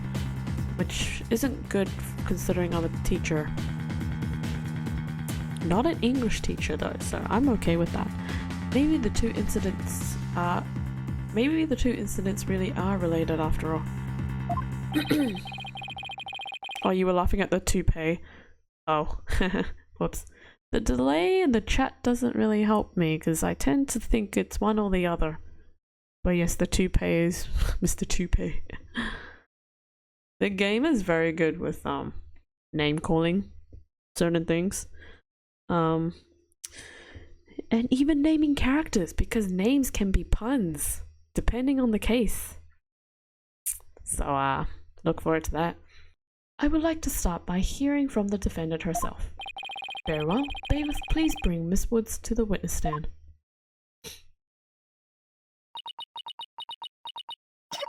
Gif. I'm sorry. I can't seem to stop. Breathe in the oxygen. Miss Woods. Is she still really upset at Apollo? Miss Woods, you went to the ruins of courtroom number 4 with Mr. Justice, did you not? Yes, I did. Good. If you would, then please testify about what happened to the court. Witness testimony alone with Apollo. I don't know why I just sung it like that. During the trial yesterday, I was overcome by a fit of coughing. Apollo stayed with me and we went to the courtroom ruins together. But then I was called back to this courtroom to give testimony. Apollo insisted on staying behind in courtroom number 4. I swear I didn't attack Apollo. Why would I never hurt such a kind person? Did she have sunflowers on her hair? No, she's wearing a hat and it has sunflowers. So science-wise, oxygen from plants. I think that's how it works. Science people are gonna kill me. Anyways, she's breathing in the sunflower oxygen. And she breathed from a sunflower? Yeah. Oxygen. Yep. That's how it works, right? Carbon dioxide. Breathing it in. Oxygen. Yeah, that sounds right. So Mr. Justice stayed by your side while you were feeling unwell? What an admirable young man. I thought his loud voice was the only... I thought his loud voice was his only outstanding feature. Well, that's quite low, but okay. He may look like a little imp. Wow, okay, this is getting really harsh on Apollo. He may look like a little imp at times, but Apollo can be really nice too. I hope she didn't hurt her wrist backhanding that one. But one has to wonder, why did Mr. Justice stay behind in the ruins? I think Apollo might have figured something out. Something? What kind of something? Something to do with the courtroom bombing kind of something, I think. Oh, new evidence for the case, was it? That's a very big kind of them. That's a very big kind of something indeed. Yeah, so there's the sunflowers on her hand. I believe so. He mentioned looking for some evidence while I was called away. Objection! Just as I thought, there is a connection between the two incidents. The defendant has told a very big lie, Your Honor. What lie is that? When she learned Mr. Justice would be looking for evidence, she attacked him. She attacked him to give herself the chance to destroy that evidence. No, I never. Objection! Miss Woods repaid Mr. Justice's kindness with violence. You found the proof of her foul deed there in the courtroom. Oh dear.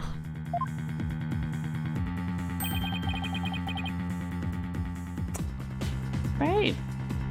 Word written in blood. What do you know? What on earth? Do you see it? There in front of Mr. Justice's right hand. Witness the message he left us. It's written in blood. W-O-O-D-S. Why, isn't that? That's right, Your Honor. It says Woods in the capital letters. What? I submit that Mr. Justice left us with the name of his attacker before he fainted. Oh my gosh. Back to this. No, that can't be true. Why would Apollo write my name? Mr. Wright, the nerve of him leaving that message. Why would he do this? Hey, don't take it out of me. I don't understand it any more than you do. When we discovered Apollo yesterday... Apollo? No. That was photoshopped. 100% photoshopped. AI made it. We didn't even have a chance to rush over to him. As soon as security heard Athena scream, they ran in and cordoned off the area. After that, they were in the courtroom number 4 with Apollo the whole time. Couldn't investigate anything ourselves and had to leave everything to the police. Still, I never thought they would find some bloody writing though. Now then, please begin your cross-examination, Mr. Wright. Mr. White? Alone with Apollo. AI generated. During the trials, overcome by a fit of coughing. Hold it! Do the whole pressing statements again. Do you always cough when you get nervous, Miss Woods? Yes. Mr. Wright, please do not make Miss Woods nervous by pressing her so ruthlessly. But that barely even qualified as a quasi-question. Okay. Let's help her relax with a little small talk before we dive into cross-examination. You know, ask her about her hobbies and her crushes and stuff. Crushes? Really? I don't know about this.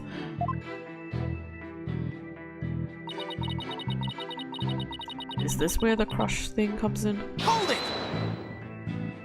Why exactly did you go into the courtroom, Rumens? We went to look for my medicine to stop my coughing. Your medicine? Why would your medicine be in courtroom number 4? I dropped it in the heat of the moment. Bum-Rap Riney. He was keeping my medicine safe for me. Oh, interesting. He has a little compartment that I can put things in, you see. And Phony Fanty has the same type of pocket. That's where the bomb was inserted. I had put my medicine for my coughing fits inside Bum-Rap Riney. When I told Apollo about it, he said he'd help me go look for him. There was so much rubble in there. I was worried, but there was no rubble or anything in front of the witness stand. So when we got inside, Apollo went straight there and started looking for my Riney in that area. It was so nice of him to do that for me, in spite of all his injuries. Apollo is so strong and kind, just like the trees of the forest. Aww. The way she makes him sound, you'd think Apollo was some kind of ancient god.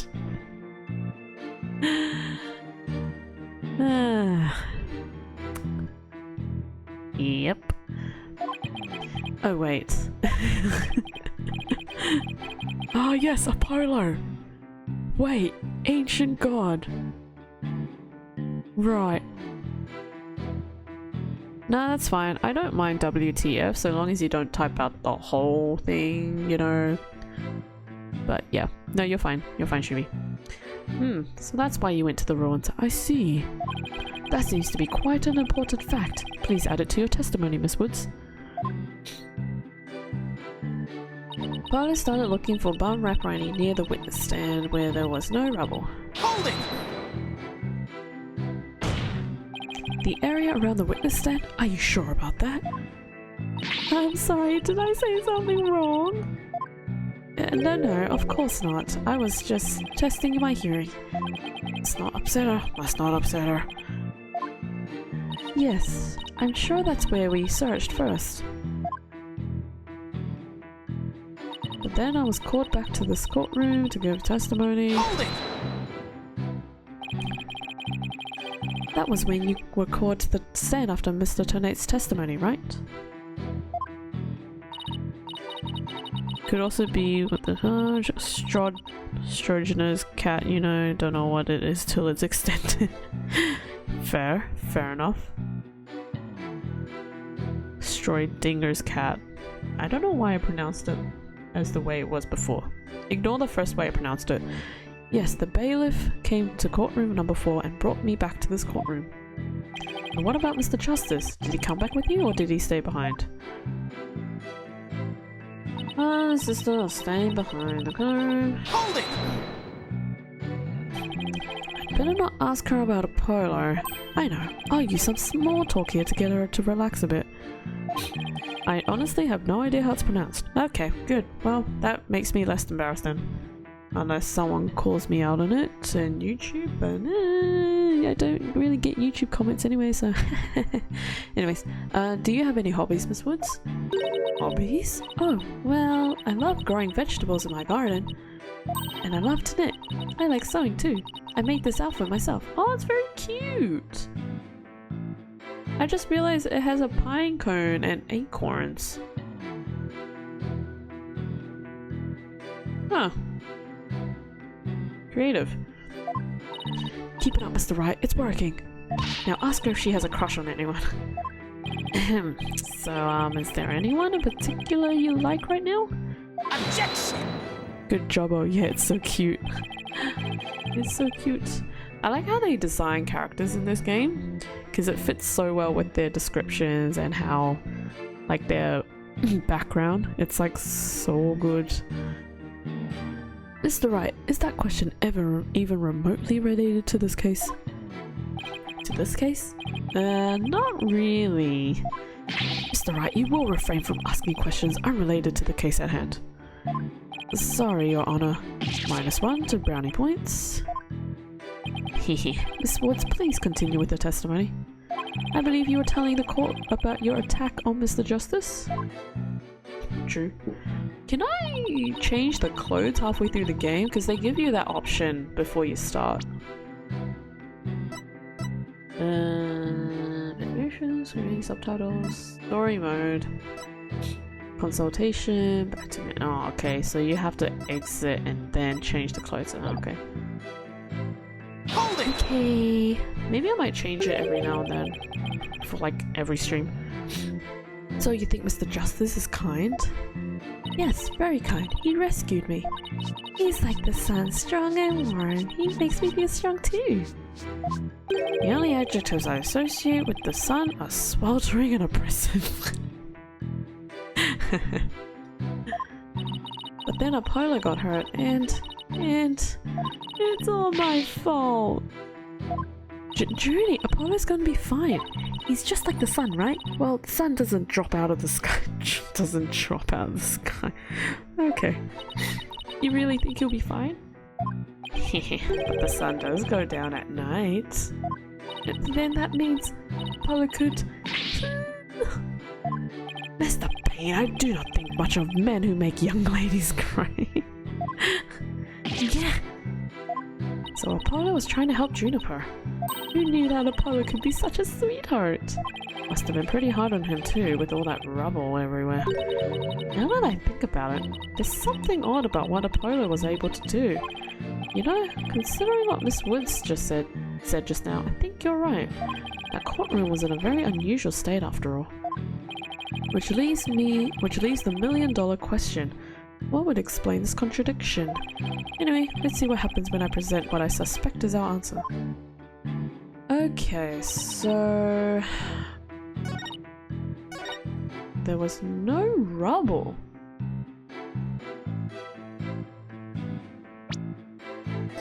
There's definitely rubble.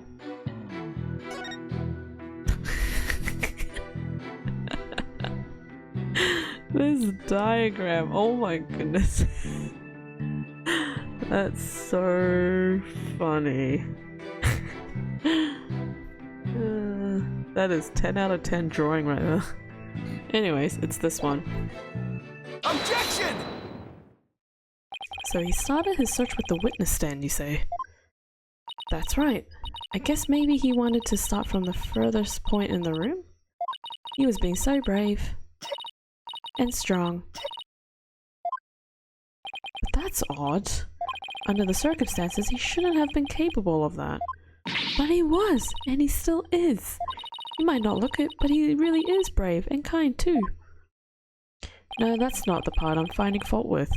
Someone has a crush on Apollo. What are you claiming is something that no one should have been able to do? But I should think that anyone can be brave and kind if they want to be, Mr. Wright. True, anyone can be brave and kind, but if you would please take a look at this diagram. With the courtroom in this state, how is it possible to walk up to the witness stand? Oh! I see your point. The rubble blocks off access to the area around the witness stand. Does such a tiny inconsistency even matter? Perhaps the witness is simply misremembering it. Ugh. Great, now I'm not so sure it matters. A real man doesn't make mountains out of molehills, you know. But that's precisely what Mr. Wright does best. I call slander, Your Honor. Ouch. So was it really impossible to approach the witness stand? I have to say it's a bit hard to tell with any accuracy just from this diagram. Mr. Payne, do you have any other photos of the crime scene? Well, let's see, Your Honor. Ah, yes. I have one more. Here it is. It's a more pulled back version of the photo I presented before. Why is the case there? Transport case or cart? Huh? What's that hunk of metal on wheels? Mr. Payne, is the metallic object in that photo Mr. Tonate's bomb transport case? That's right. Is there some problem? Ah yes, that transport case was there in courtroom 4 when the bomb went off. Must have been there ever since.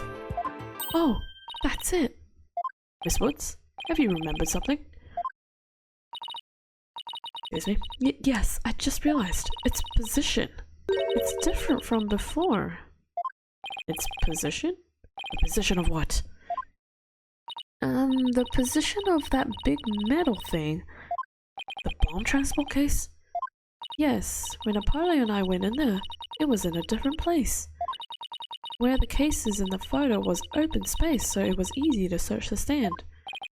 I see, so where was the transport case when you and Mr. Justice saw it? As I recall, I think it was more to the right. To the right? Then that means, in that case, the case was over there at the time of Apollo's attack. Who cares where the transport case was when? What difference does it make? It has nothing at all to do with what we were talking about. Objection! Where the transport case has everything to do with this discussion. In fact, it's so important that it's enough to turn the prosecution's argument on its ear. What? Well, that certainly sounds very relevant indeed. And you sound as though you know where the case was at the time of the attack. Yes, Your Honor, this diagram represents the crime scene as shown in the photo, and this is where the transport case was at the time of the assault on Mr. Justice. Alright, I have to do this. The bomb transport case was here at the time of Apollo's attack. Over here! No, I'm kidding. It's over here. Take that! Your Honor, I assert that this is where the transport case was at the time of the assault. But that's inconceivable! Miss Woods, was this where the transport case was when you saw it? Yes! Yes, that's where it was! Thank you, Miss Woods. I'm sure the court has noted an interesting fact about this position. The transport case covered up the writing in blood. Exactly. If that transport case was in that position at the time of the assault, then no message could have been written there because the case was in the way. Which leads us to conclude that Mr. Justice couldn't have left that bloody writing. Objection! Why should we believe the defendant's claim that the case was in a different position? She's obviously lying. Objection! The fact that the case was moved after the assault on Mr. Justice is proved by more than Miss Wood's testimony alone. What? And where's this proof you're talking about? It's right here in the crime photo. I'm keen to see this photo proof myself, Mr. Wright. Proof of photo. Oh, the tracks. I only just noticed it as well. What in this photo indicates that the transport case was moved after the assault? Tracks. Take that! Please take a look at the mark that runs over Mr. Justice's bandages here. I see it, but what is it? This mark was made by one of the casters from the transport case carrying the bomb. As the case was moved, it ran over his bandages. In other words, the transport case was originally to the right of Mr. Justice. And after Mr. Justice was assaulted, the transport case was moved. What? Just as Miss Wood said, the case was covering the writing at the time of the assault. Therefore, it was impossible for Mr. Justice to have left that message in blood. Ew! My toupee! You did it, boss. It was a real nail biter, but you pulled it off. Yep, that should bring down the prosecution's claim like a house of cards. Order! Order in the court. Mr. Wright, that was a very clever deduction. Oh, it was nothing, Your Honor. Nothing but pure genius. Take that. Boss, I'm sensing a definite smug and braggy vibe coming off from you. Ugh. I have just one question, Mr. Wright. Yes, Your Honor? If Mr. Justice didn't leave this message in blood, then who did? Huh? What? Oh. Well... Looks like I should have taken that train thought through to the last station. Well, I've heard a lot about this. So this is the Mr. Wright's famous bluffing technique, is it? Ah, this feeling, it brings back memories of the old days. Back when you carved out a name for yourself by bluffing your way through thick and thin. Gee, Mr. Wright, the judge kind of makes you sound like no better than a 2-bit con. 2-bit con man. Dang. You made your argument with such confidence, Mr. Wright. Now I'd like to hear your answer with just as much confidence. Hey, until the judge asked the question, you didn't catch on either, Buster. Well, what now, boss? Hehehe. I hope you didn't bluff your way into a corner. Think, Phoenix, thinks. Thinks? Think, Phoenix, think. There must be a way through this. I have to dig my way to the truth somehow. You could have written that message in blood. I mean, the culprit? Duh. If Apollo didn't leave that bloody writing, maybe it was Apollo's attacker who wrote it and made it look like Apollo did it. That seems like the most reasonable explanation. Oh, maybe it was someone else actually. Whoops. Oh, wait a minute. I just realized something, boss. What is it? Look at the amount of blood in the photo. It doesn't look like Apollo bled very much. I wonder if it's even possible to write out words with just this much blood. Yeah, okay. It's not the culprit. Good thing Apollo didn't lose that much blood. That might be a factor in why he survived the assault. And since there was so little blood, that pretty much rules out his attacker, huh? I guess so. But if it wasn't his attacker, then who else could it have been? Someone else? If it wasn't Apollo, who could have left the bloody writing?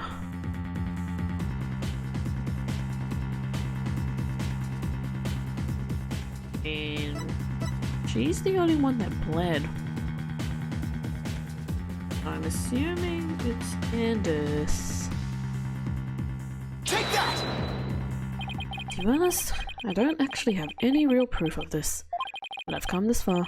There's no turning back now. Besides Apollo, there was one more person who shed blood at this crime scene. A person who shed blood? You don't mean... Oh, but I do. I believe it was Candace Arm who left behind this message in blood. What? Were you sisters? I don't know. What, Detective Arm? Are you sure you know what you're doing here? Not really? Objection! What kind of ridiculous assertion is that?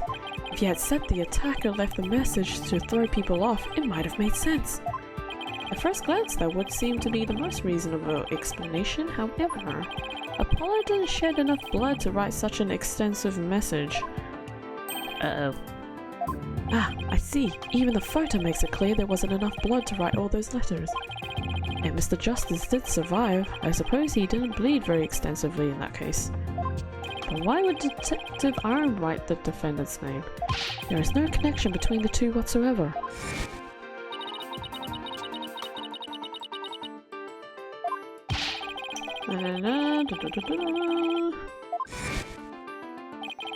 They had never even met each other. That's very true. Well then, let's see. Maybe the intended meaning of the message is not what it appears to be. The intended meaning? Not what it appears to be? Maybe the message was not intended to be woods.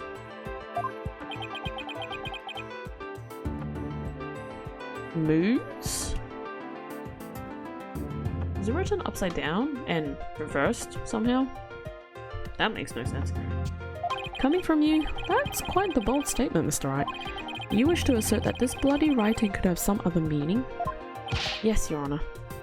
Forest. For something I pulled out of a wormhole, it could turn out to be true.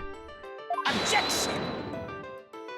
It clearly says woods, as anyone can plainly see. Forest. Ah, yes, woods. What other meaning could it possibly have? Objection! But Candace was a detective. Maybe woods only means something to the police. Like a police scanner code, for example. I didn't think of that. Hehe, you may have tricked His Honor, but you'll never get the best of me. I have a thing for studying on the weekends, as you may have already guessed. Okay, this one makes a little bit more sense, studying on the weekends. The whole thing with him attending manners class every Saturday, Sunday, something like that, is stupid. It makes absolutely no sense. I mean, it does, but like, it's kind of showing that he has no manners if he's attending the class every week. There is no such radio code as woods in this state, dear Mr. Wright. Is that a fact? Don't look at me. I know as much as you do about police codes. Enough of this. I was quite taken with the defense's newer theory. But if they can't substantiate it with anything, then I must end things here. No, please wait, Your Honor. Very well, but before we discuss this theory any further, I demand a plausible explanation. So, Mr. Wright, what is the true meaning of the bloody writing? Well, I believe it's... And no stalling! If you can come up with an answer quickly, I will declare this discussion officially over. I'm in trouble now. What other meaning could it have besides the obvious one? Maybe it means something in another language? Or maybe it's a code? Think, Phoenix, you can do this. Which piece of evidence will tell us what the word woods really means? I feel like it's the case. No.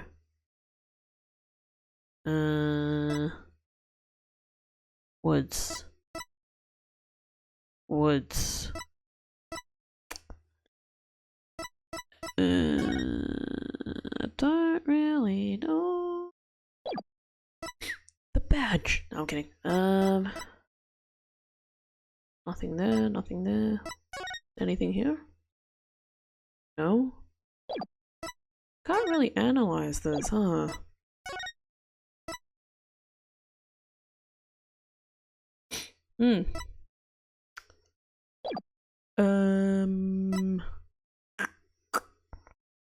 Woods.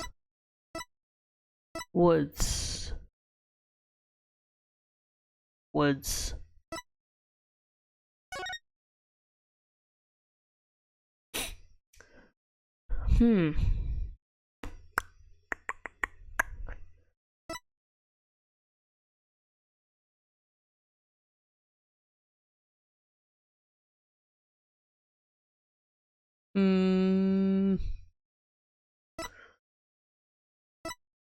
I can't consult. No. Which piece of evidence will tell us what the word woods really mean?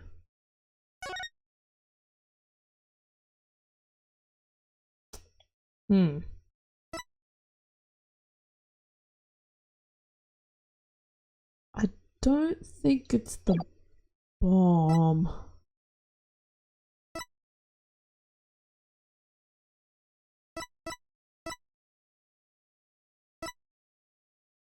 Can't switch, so it's definitely one of the evidence.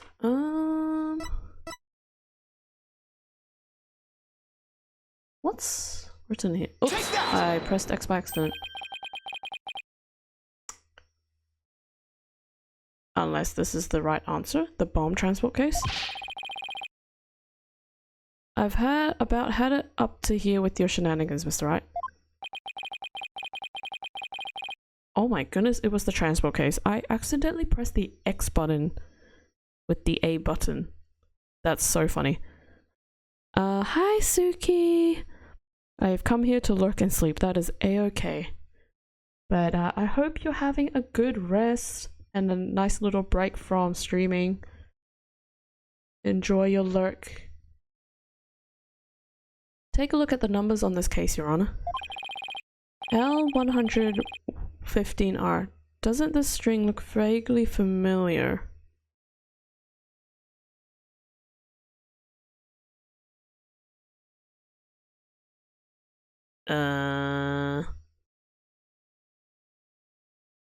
Is this supposed to look familiar? L100. What does that have to do with anything? What could those numbers possibly have anything to do with the case at hand? Now please take a look at the bloody writing shown in the crime photo.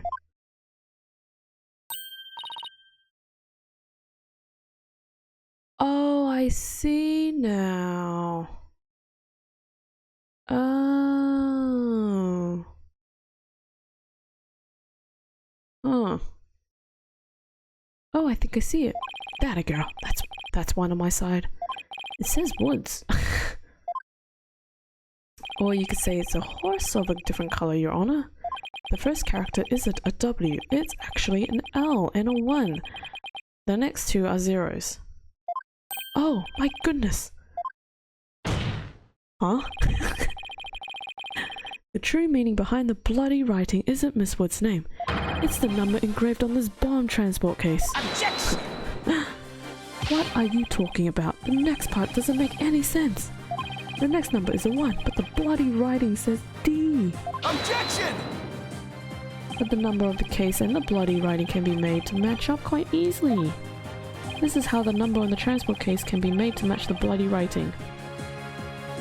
Okay, hold on. I actually need to check what it is. So wait, it's L1001.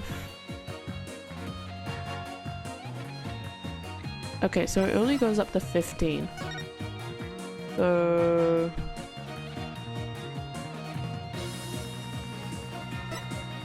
does it go up to 15? Hold on, wait. Oh, there's an R. You guys can't see it, but you guys probably can actually. There's a piece of the flooring that's been taken off. That's where the R is. Okay, so you got 1, 5. Oh, it's an extra line. Yeah, it's an extra line. Wait, read it back. Erase 2. Wait, hold on. No, wait, what? Huh? Hold on. Go back. Oh my gosh, true. Wow. So, W O O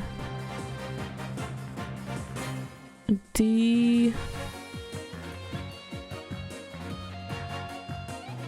What? Read it backwards? You can't read it backwards.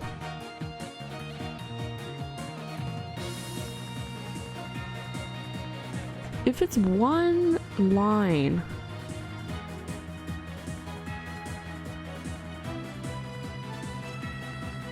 erase 2 lines.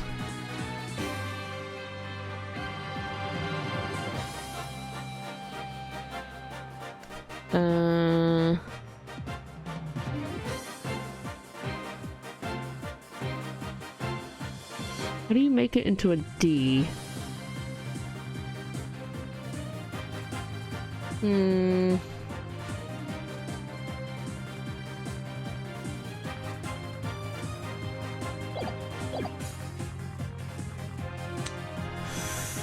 Is it 1?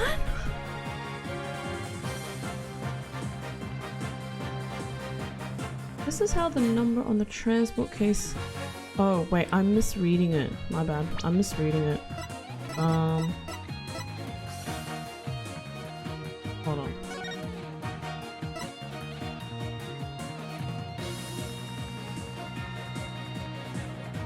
Yeah, sorry. My bad. I'm misreading it. 1 line. I think. All you have to do is erase 1 line from the writing. Erase line for where? Anywhere you like. Anyway I like? Alright, I'll raise 1. Trat.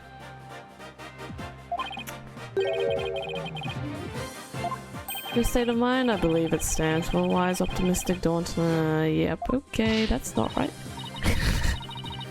Is it 2 lines? Whoops. My bad. I guess erasing just 1 line won't do the trick. Mr. Wright, please refrain from making things up as you go along. Now try again. Is it 2 lines? How would it be 2 though?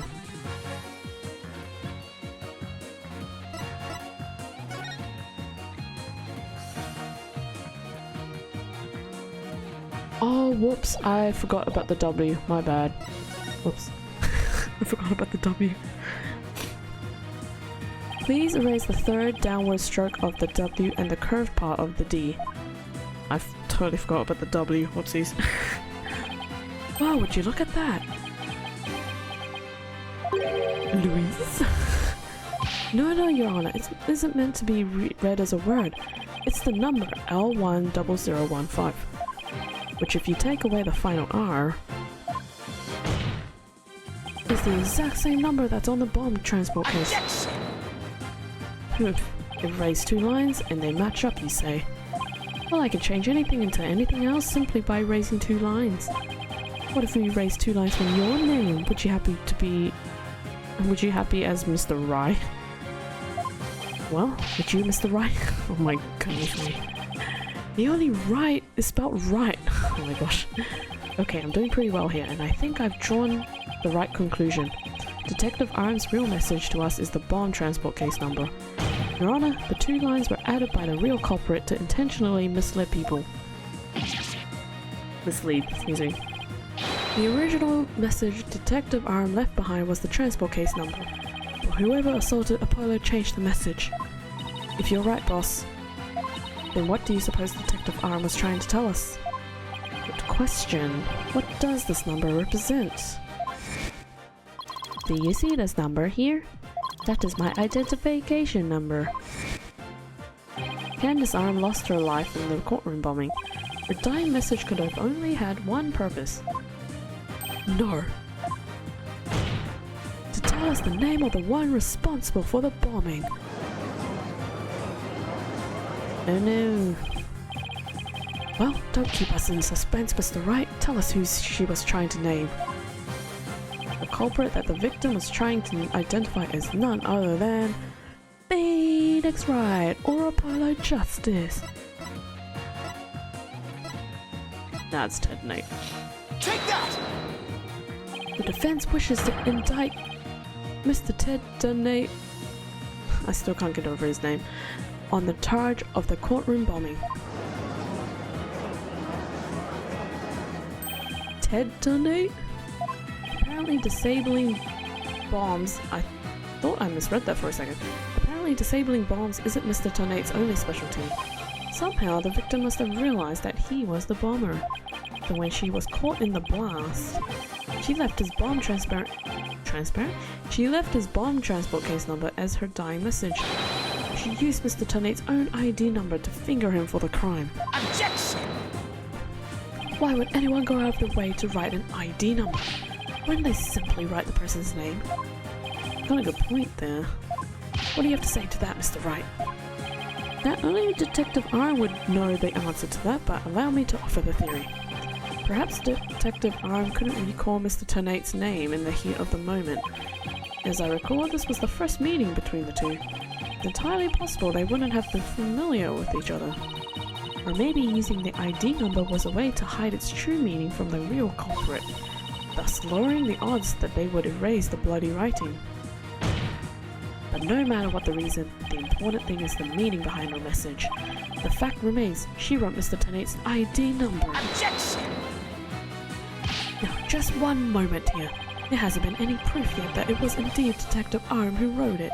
The bloody writing wasn't found during the investigation after the blast.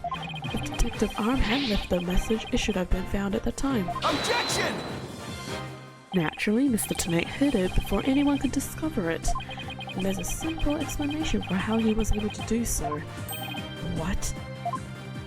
Mr. Tenate was able to cover the message up because he's wearing those weird goggles.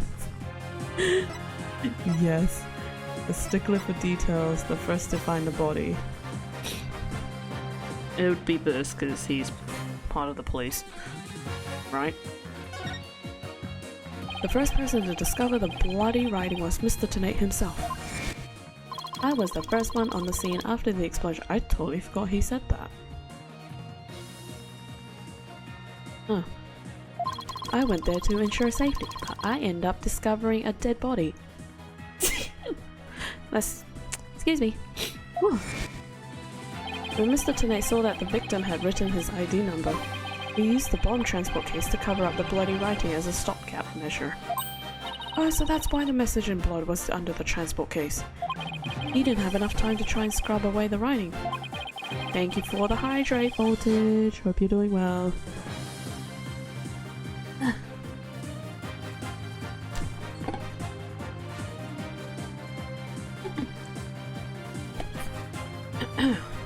Thank you again, Voltage. If he didn't report the body right away, he would have looked suspicious. Oh, that sneeze caught me off guard. So those letters lived on to serve another function, when Mr. Tenate used them in another incident. Oh, the assault on Mr. Justice. Exactly. Mr. Tenate hit upon a plan to use the bloody writing for his own purposes. So he didn't clean it away. Instead, he made it look like Mr. Justice wrote it, by adding 2 lines to the writing that Detective Arm left behind. He changed the meaning of the message. He made it look like Mr. Justice was accusing Miss Woods of the attack. So that means the only person who could have altered the bloody writing was the courtroom bomber, who was the same person that assaulted Mr. Justice. Mr. Tenate! Yeah!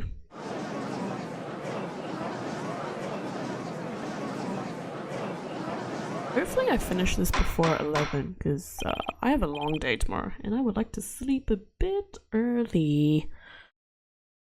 And I say early. Yeah. Order in the court. Order, I say. It looks like we will have to hear from the bomb specialist himself. Mr. Payne, please have Mr. Tenate take the witness stand. Yes, Your Honor. That was great, Mr. Wright. Just doing what I do best, which is flying by the seat of my pants. Good one. Dismantling the case is yours. Do you think you can handle it?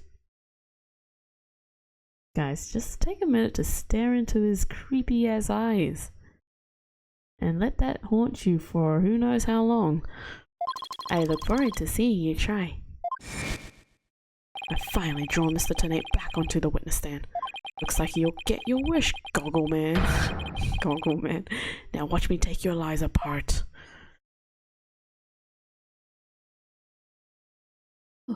Alright, last bit. Here we go. Mr. Tenate, I'm afraid we have a few more questions for you. I understand the situation, Your Honor. I was keeping a close eye on the proceedings from the gallery. The allegations are all laughable. Objection! I wouldn't be laughing if I were you, Mr. Tenate. He's not laughing. Bro. The message in the blood matches your ID number. Oh, okay, we just happen to have that right here. Okay. The same ID number that is there on that bomb transport case. Such a far-fetched theory. Pokemon? Oh my goodness, far-fetched? What? No better than a tangled ball of wires. I'll have to untangle them for you. I'll have them untangled for you in no time at all. You were the first person on the scene after Detective Arm left her message in the blood. You were the only one who could have hidden the writing and then used it again later. I see. I like how they put ×2. Not rather than repeating it twice, just put ×2. But then, let me ask you. Do you have any proof that Detective Arm wrote that message? It's a very good question. Well, do you, Mr. Wright? The best way to prove that Detective Arm wrote that message is to...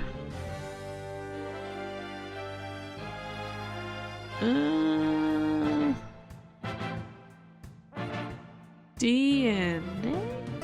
Maybe? Handwriting? I don't think handwriting, maybe DNA. DNA? Your Honor, I request that a DNA test to be performed on the blood itself. Once we know whose it is, it will be obvious as to who wrote the message. Very well. Bailiff, please put in a request for a DNA test with the forensics team. Yes, Your Honor. It will be some time before we have the results of the analysis. Until then, let's hear more from the witness. I would like nothing more, Your Honor. I want the court to hear how ridiculous this defense's theory is. Creepy goggle man dude. After the explosion. I admit I was the first one on the scene after the explosion, but there was no bloody writing there at the time. Anyway, there is no way Detective Arm could have written it. She struck her head on rubble and died near the courtroom entrance. She was too far away from where the bloody message was found. Hee. So you're saying that the victim's body was nowhere near the writing was? Precisely. It is as plain as... It is as plain as day that she could not have written it. It's true that the body was discovered near the entrance of the courtroom, excuse me. Please have a look at this crime scene. Oh! Dang, she hit her head on the rubble. As you can see, there is blood on the rubble near the victim's body. She must have died after hurting her head there. That's nasty. Ow. I see. Alright then, Mr. Wright, you may cross-examine the witness. Do you have what it takes to take my infallible testimony apart? Creepy goggle man. Okay. I admit I was first on the scene of the explosion. There was no bloody writing there at the time. Hold it! We're gonna skip that first statement because we've already established that. You were able to tell this even with those goggles on? With these goggles, there is no way I could have missed something like that. I can see quite well with them. In fact, I can see every hair on your spiky head. Oh, you have a few grays, Mr. Wright. Ouch. What? Oh, Mr. Wright, you're always working so hard, keeping our office together. Wait a minute, I don't have any gray hairs. Just kidding. Oh my gosh. Objection! I object to the witness's attempt to prematurely give me grey hair. Mr. Tonight, this court frowns upon untoward comments on a person's hair, or lack therefore, or thereof. Sensing a great wave of sorrow coming from the judge. My apologies, Your Honor. May I please continue my testimony? Anyway, there is no way Detective could have written it. Hold it! If she didn't write it, then who do you propose did? Mr. Justice, of course. Just before dying, he wrote the name of his attacker, Juniper Woods. The final message of your poor subordinate. Why did I stumble upon that? Poor Mr. Justice, I'm starting to get all misty-eyed. Poe is not dead, folks. That's all, folks. So how can you be so sure it wasn't Detective Arm who wrote the message? It is very simple.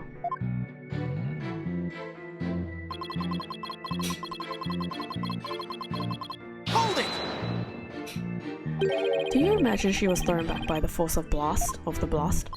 A bomb can inflict damage not only from the explosion itself, but also substantial secondary damage from the blast wind. Detective Arm unfortunately hit her head on some rubble. It's stated in her autopsy report as well. Cause of death, trauma to the back of her head. Ah, the autopsy report. I better take another look at that. Later. Now do you see? Detective Arm could not have written that message. The reason for that being... she was too far away from the... Hold it! Isn't it possible she could have crawled to the... crawled. Nice. Is it possible she could have crawled to the area of the bloody message? If that were true, then how did she return to the spot near the entrance? Maybe she crawled back after fighting it. Phoenix Wright. Ace Attorney, by the way. Oh my goodness me.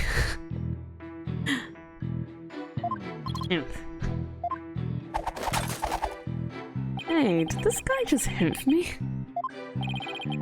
Would you like to get down on the floor and give us a demonstration of your theory? We're just gonna skip past that comment. No thank you. What a dumb, so dumb. Yeah. Some bluffing, probably, I don't know. The victim's body and the writing are several yards away from each other. There's no way she could reach. Quite the conundrum. So that means something is off somewhere. There must be a contradiction. Ah, maybe the body was moved? But that doesn't explain how blood got onto the rubble. What if that was done by the real culprit after the fact? If that's the case, then something about that might contradict the evidence we have. Hold it! My bad. Why were you the first person on the scene? To secure the area. It is regulation for a bomb disposal specialist to enter first. In other words, you had the opportunity to alter the bloody writing then, didn't you? Well... Objection! Mr. Wright, please don't interrupt. Mr. Tennant is about to give testimony that will show just how wrong your reasoning is. Darn, I think he was just about to say something interesting too. When I went in and saw the aftermath, well, it was quite the disaster. Okay.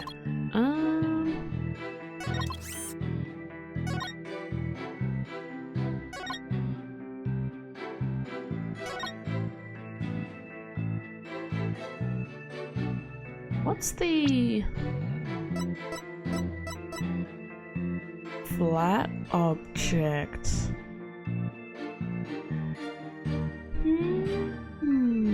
Flat object,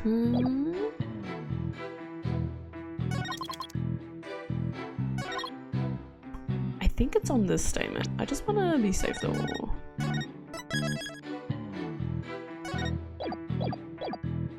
Flat object, huh? Objection! Nice. You are a terrible liar, Mr. Tennant. Take a look at this autopsy, specifically the part about Detective Arm's head injury. Cause of death, trauma to the back of head caused by impact with a flat object. Yes, what about it? Bomb guy shoved the lady into the rubble. Probably. Now take a good look at the bloody piece of rubble. It's sharp and pointed. Whoa, that was quite dramatic. Hey, you're right, boss. It is pointy. Just like your hair. Thanks, Athena. That is odd, isn't it? What could be the meaning of this contradiction? I believe it means the victim did not hit her head on this piece of rubble. The blood stain you see is just another fabrication. Its purpose is to mislead us into thinking the victim died near the courtroom entrance. Are you claiming the culprit moved the victim's body? That's exactly what I'm claiming. The victim hurt her head at some other location, most likely on the floor or some other flat surface. And this location was somewhere near where the bloody writing was found. In that case, she definitely could have written the message. Your Honor, I have the results of the bloodstain analysis. Ah, very good timing. Let's take a look. According to this report, the message was written in Detective Arm's blood, and as the defense claims, only parts of the message that were added afterwards were written in Mr. Justice's blood. It would appear that the defense's assertion is correct after all. Yay! Yes, you did it. You were right, boss. Now I have to drive it home. I'll have to take a good look at that bloody writing analysis later. And Mr. Tonight, it is now apparent that you have told several lies to this court. I hope you have some sort of explanation for yourself. Fine, I will confess. You will? But then why are you so calm? This time, I will tell the truth. Will you though? Good sir, or bad sir? There's the fast-paced music. Yes! It is true that Detective R wrote my ID number. She very plainly wrote L10015R. I was shocked, but I did not detonate the bomb. Detective R must have mistaken me for the real bomber. Not wanting to be accused, I moved the body and covered the writing. My bad. No, ain't no way he telling the truth. No way. I see. So it is your assertion that you merely moved the body, is that it? That is correct. I did not kill Detective Arm. Oh well, if that's all you did then. What the heck, Judge? Wait a minute. That in and of itself is a criminal act. Glad to see you're finally across the finish line, Your Honor. Very well then. Your cross-examination, please, Mr. Wright. This should be the last bit, I hope. It is getting pretty late right now. True that Detective R wrote my ID number. She very plainly wrote it. I was shocked. Did not detonate the bomb. Hold it! Didn't you? The victim may have had special knowledge of who the bomber was. I have no idea what thoughts Detective R may have had inside her head. It is not like I ever dismantled her mind to check. Mr. Wright, if you have any suspicions about the witness, let's see your proof. Evidence is everything in a court of law. Even school children know that. How many years have you been a defense attorney now? Give me some slack, will you? Don't feel bad, boss. You just got your attorney's badge back after all. In that sense, you're still more of a beginner than I am. I suppose I should be thankful you're not a licensed psychologist. Ouch. Phoenix is just getting slapped across left and right. Mr. Tonight, please continue with your testimony. With pleasure. My ID number was left at the scene, but... Detective R must have mistaken me for the real bomber. Hold it! By mistaken, do you mean you had nothing to do with the explosion? That is correct. That is why I was so shocked when I saw my ID number. The victim may have suspected Mr. Tonight for no reason other than the fact that, as the bomb specialist, he was in charge of the bomb. In other words, a false accusation. It is vocational discrimination, I say. I do not support discrimination of any kind. Well spoken, Your Honor. If the victim had been found to be killed with a gavel, Mr. Blue Suit over there probably would have pinned the crime on you. He would? Well, that just wouldn't do. Mr. Wright, if you dare try to pin anything on me, I will find you in contempt of court. What did she say about him? I blinked. Hold on. Can we? Oh, there we go. So, good thing for this game is that you can backtrack those, dialogue. So, where is it? Okay, so Payne said, evidence is everything in a court of law. Even school children should know that. How many years have you been a defense attorney now? Phoenix, cut me some slack, will you? Athena, don't feel bad, boss. You just got your attorney's badge back after all. In that sense, you're still more of a beginner than I am. And then Phoenix said, I suppose I should be thankful you're not a licensed psychologist. but I've never even tried to harm a hair on a strand of your beard, Your Honor. Well said, Mr. Payne, because I am so closely associated with bombs. I was afraid I would be prosecuted if anyone saw the bloody writing. Not wanting to be accused, I moved the body and covered the writing. My bad. Hold it! Teehee. You didn't think to clean away the bloody writing? I didn't have time. By the time I found the message, the blood was already dry. The police were waiting just outside for me to secure the room. And I still had to move the body. I was in a panic. With no time to spare, I temporarily covered the writing with my case. Didn't you think the police would find it during their investigation?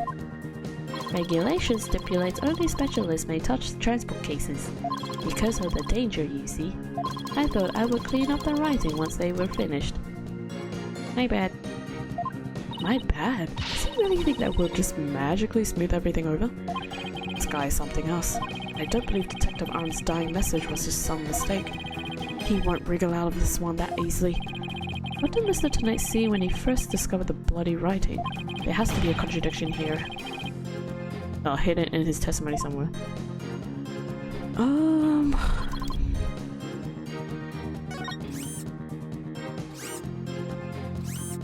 Found it. There's no R there. Just as I pointed out. There's no R on the floor. Because it's been removed. Oops. How did you know that there's an R? Which one do I present? This one? Can I present this one? Objection! I just want to make doubly sure. My gosh, that L115R is really what you saw written in blood. Yes, it is clearly said L115R. But that's odd, because that's not what I see. Objection! What on earth are you babbling on about now? Wasn't it you who claimed that the bloody writing was his ID number in the first place? Take a good look at the photo in the bloody writing analysis. Now tell me, does it really say L115R? Oh, eep. Something is missing, isn't it? And that something is the final R. What is the meaning of this, Mr. Tonight? Oh, right. Now I remember, there was no R on the end. You doofus. It was just a slip of the finger. My bad. Come back, my beautiful contradiction. Mr. Wright, I'm not so sure it was just a simple slip of the finger. You have something for me, Athena? I sense that he's extremely agitated, almost panicked. He does look pretty flustered. Well, Mr. Wright, it appears it was nothing more than a mere mistake. I don't know. Did he really just make a typo? What about that R? Did Mr. Tonight really see it? He actually saw it. Or he thought he saw an R.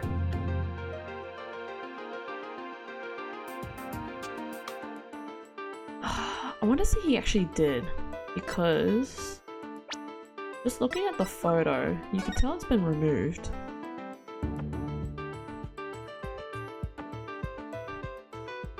Yeah. Maybe Mr. Tonight really did see the R, but there's no R anywhere in the bloody writing. What's going on here? Huh? Now that I take another good look at the photo, I think maybe that's it. What is it now, Mr. Wright? Are you trying to imitate Apollo and his cords of steel? I've got it, so that's what happened.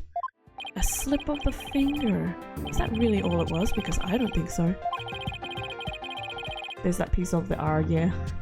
I propose that Mr. Tonight really did see the letter R. But the photo clearly shows that there is no R. No, Your Honor. Actually, it's just the opposite is true. The photo shows that Mr. Tonight actually could have seen the R. If you're going to make that claim, then you'd better be able to point out what you mean. What part of the photo shows that Mr. Tonight could have seen the R? The blood? Take that! Please look here to the right of the 5. Do you see a little bit of red? Oh, I see it! Just on the edge of where the floor is broken up. That's the R that Mr. Tenate saw. Objection! It's true that the witness wears some very, very odd goggles. But that doesn't mean his eyesight is bad, nor his brain power. What part of the smudge looks like an R to you? Objection! But what Mr. Tenate saw wasn't that little smudge. There was a whole and complete R written there, before the floor was damaged by the explosion.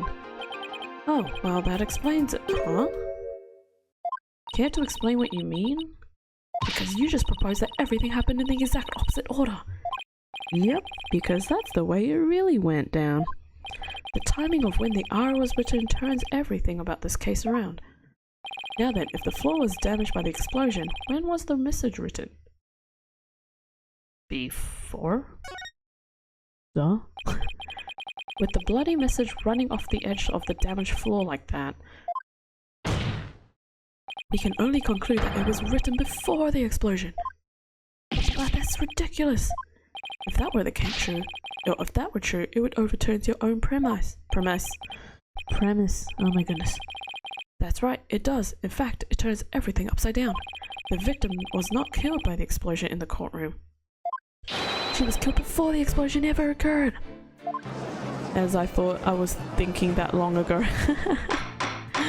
Nice job, Shubi. Order in the court. What kind of preposterous claim is that? Have you forgotten that the victim's body was found at the scene of the explosion? Objection! I bet she was carried in with the transport case. True, but consider this scenario. She was hit on the head and killed before the explosion, or even before the trial began. The body was subsequently placed in the courtroom ruins after the bombing occurred. Dude killed her first and used explosion to cover it up. That way, it could be made to look like she was a victim of the blast. What? Sounds like we had better look into what the victim was doing there before the trial. Mr. Payne, did anyone see Detective Arm before the trial? Let's see, according to the police report... Ah, here it is. One person saw the victim before the trial. And that person was... Ted Tenate. Wait, what? No one beside Mr. Tenate saw the victim? That appears to be the case, Your Honor. Oh, we got him now, boys and girls. I would now ask the court to recall something, specifically Mr. Tenate's words from yesterday. It was when Detective Arm and I were transporting the bomb. Oh my! Mr. Tenate, just before the trial, you were with the victim. The two of you were together at the scene of the crime, courtroom number 4.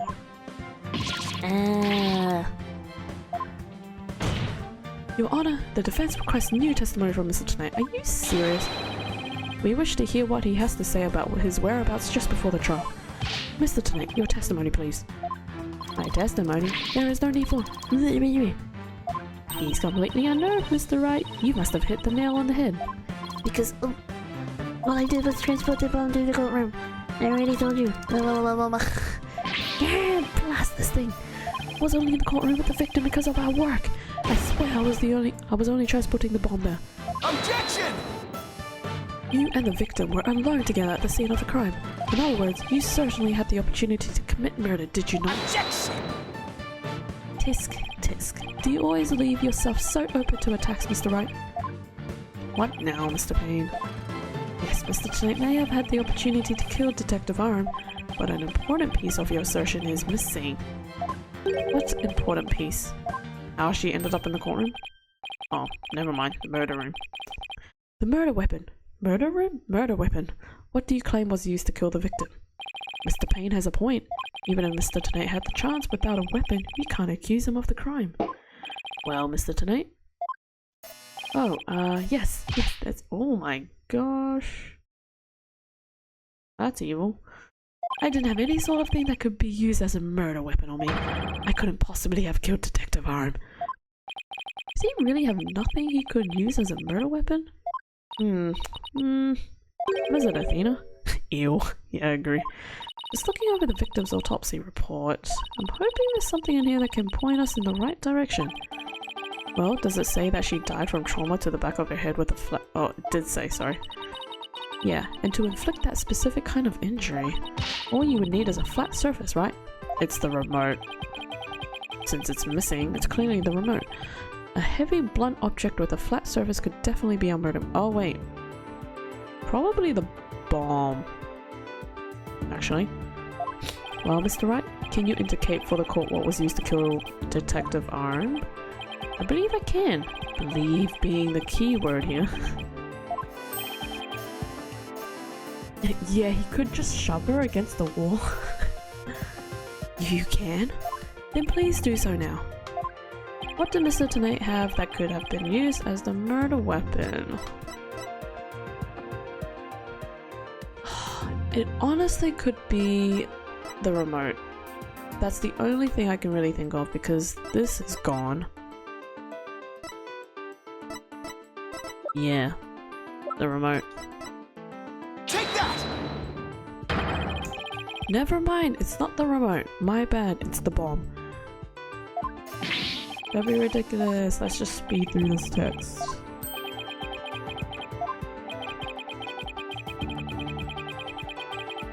Why is it missing then? That's what I want to know. I've completely forgotten why it was missing. Oh no!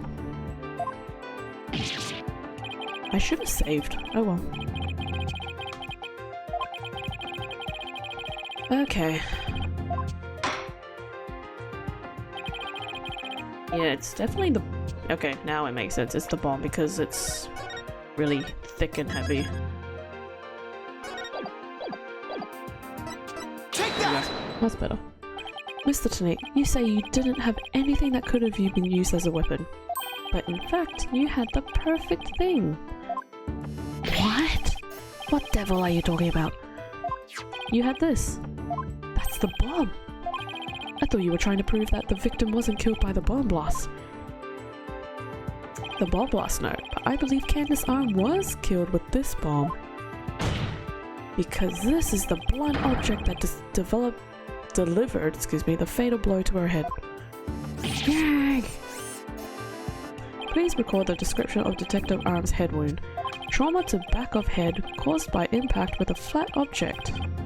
We assume this injury was sustained when her head hit the floor, but a blow from any side of this bomb would produce the exact same wound pattern. Ugh. Yay! Ugh. Is he gonna go psycho? Hey.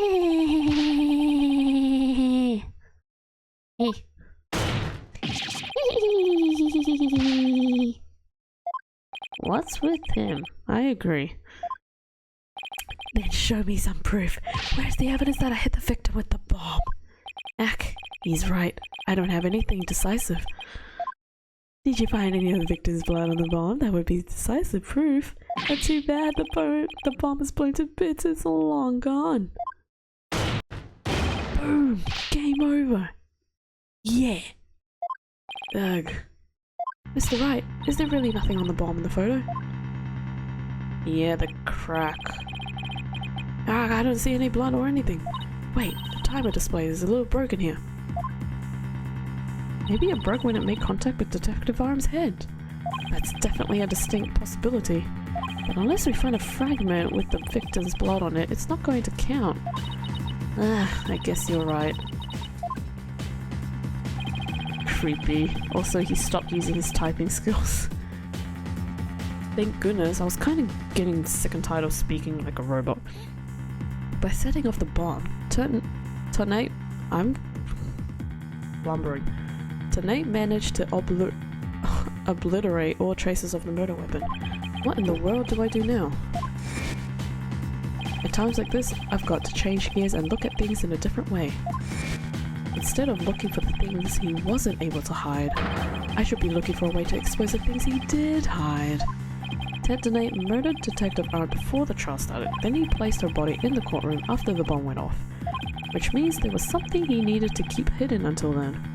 I think I have just the thing. Time to present the photo that shows exactly what Mr. Donate had to hide.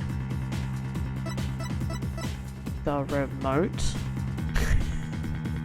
That's the only thing we have presented.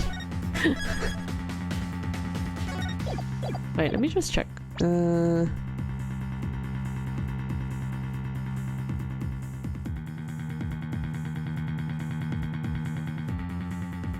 Yeah, I think it's the remote. Take that! Yep. No. It's not the remote. When is it the remote? Oh my goodness me. This is ridiculous.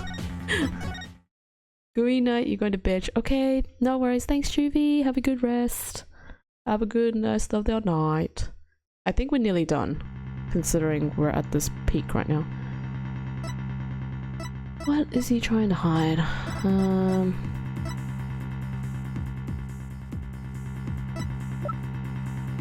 The Candace?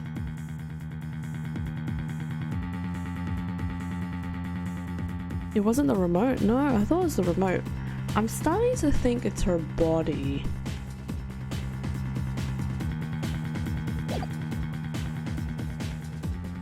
Take that! Yeah, it's the body. Yep. Now I have to stay and find out. See, I was right. It was her body. Your Honor, there's something we've been overlooking. If the murder took place before the trial, then Mr. Tennant would have had to hide the body somewhere during the trial. Hey, you're right. And if we can figure out where that body was placed, hiding place was. Exactly. We might be able to find some evidence we can pin him down with. And where could Mr. Tennant have hidden the body during the trial? It's the case. Take that! Wait, a box big enough for a body. A box that was in the courtroom the whole time. A box nobody would have touched if they thought there was a bomb in it. Mr. Tennant. What is it? Do you finally have some decisive evidence to show me? No, you're the one who's going to show it to me. Come again? You heard me. Now, show me what's inside that bomb transport case. What? Why? No, there's no need. I've got him now. Just before the trial, you killed the victim with a blunt object, and then you placed her body in the ruins of the courtroom after the bomb went off. Clearly, you were trying to make it look like she died in the explosion.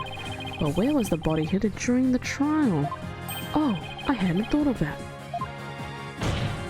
The answer is right here. Inside a box made of thick alloy plating that can withstand any impact. No, that's completely false.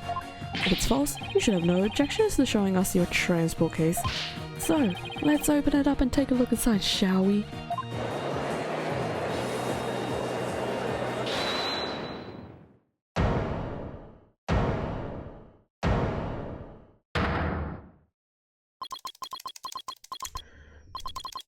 Let's not. None of you value your life. Oh my goodness me. Oh, what's he up to now? Remain calm and listen carefully. This bomb will detonate in 5 minutes. There's not a zombie inside, right? Hopefully not. It's her zombie form. What? Huh? I repeat, this H3000 will detonate in 5 minutes. What's going on? Your Honor, I recommend you adjourn this trial before this bomb goes off. Mr. Tennant, are you threatening me? Hehehe. I am the only one who can disable this bomb. If you do not want to die, your only option is to listen to me. But Mr. Tennant, didn't you say that's just a training model? A fake to practice on? I did, but I also lied. This is the real deal. This is the HH3000. But the HH3000 was used to blow up courtroom number 4, wasn't it? How do you know it was the real HH3000 that blew up courtroom 4? Huh? The bomb that blew up the courtroom was a different one. One that I made. What? Then are we to take that as a confession on your part? Take it any way you would like. Just before the trial, I took the HH3000 out of the stuffed animal and put my own bomb into it. That was the bomb that exploded and destroyed courtroom 4. Mr. Tennant, please be reasonable. Do you really expect us to believe a crazy story like that? The HH3000. It is so unique. I had never seen anything like it. It is so unique that I could not replicate the detonation mechanism. So, I just had to have it. Besides, did anyone look inside the stuffed animal during the trial? Did anyone check to see if it really was the HH3000 in there? I must confess, no one opened the stuffed animal to check. So there really is a possibility that the bomb was switched out? No, not a possibility, a certainty. I did it. So here's a real bomb within this whole time? You had better get out of here while you can. You do not have much time. Oh my gosh, this dude. Order in the court. I'm out of here, man. It's gonna blow. Run! Oh, please. I really need to end this case. Please don't. Oh, the courtroom is empty now. You four are still here? Well, well, aren't you brave? It just wouldn't do for the judge presiding over this court to run. But that horrible explosion the other day. The judge looks like he's about to book it for the nearest exit any second. As for Mr. Payne, that is... Yeah! Oh, he's gone. And he's off. Mr. Wright, what do we do? It'd be pretty pathetic to run now, wouldn't it? But the bomb might really go off. Only 3 more minutes, folks. Is that bomb really the HH3000? What should I do? Run like a yellow-bellied chicken. No, we have to stay. Unfortunately, I can't run now. Well, it's been fun, but I will be going now. My dear HH3000, naturally. Oh, and by the way, I would advise against having me followed. Even with no remote switch, this bomb can still be triggered manually. If I think I'm being followed, I will detonate it on the spot. Farewell. Time to be his bully. Yeah, no joke. You're not going anywhere, 10 Nate. Oh? Your Honor, there's no reason to be afraid. That bomb is a fake. Are you sure, Mr. Wright? More of your famous bluffing. Even at the risk of your own life. Mr. Wright, none of your bluffing now, not at a time like this. Lives are on the line here. I'm not bluffing, and I have proof. You do? I do? Yes, of course, Your Honor. It's right here in the photo of the bomb, clear as day. Proof that Mr. Detonate's bomb is not the real HH3000. Really? Out with it then. Where is the proof that what Mr. Detonate is holding is not the real HH3000? I wanna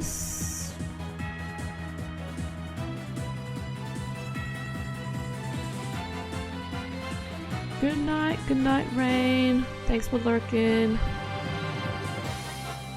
I wanna say it's the timer. Let me just save just in case.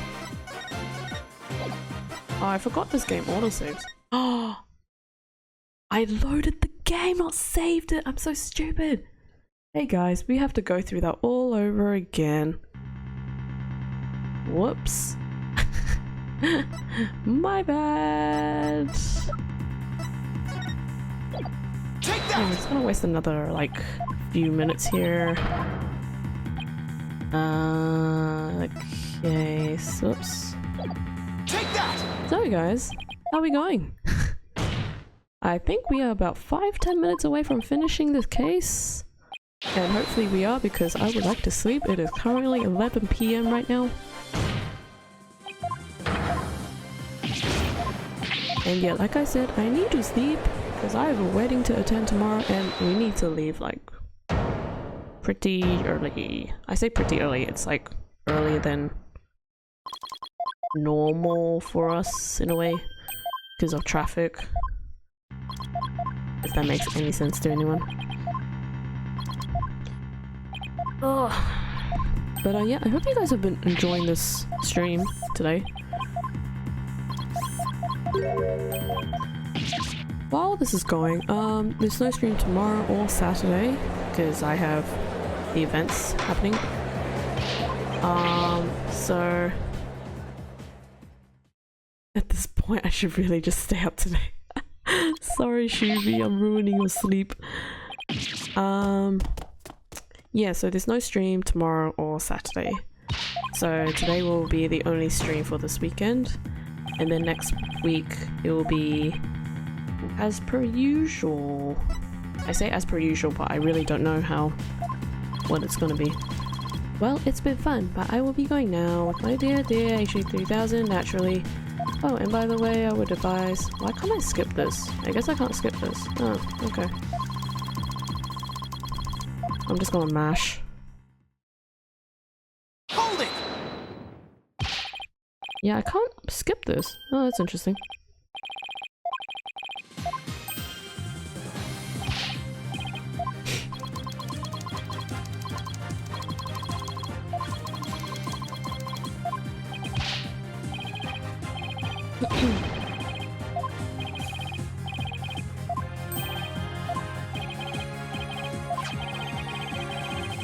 Okay, let's save here. We're not gonna load. Oh no, wait. It's the white one.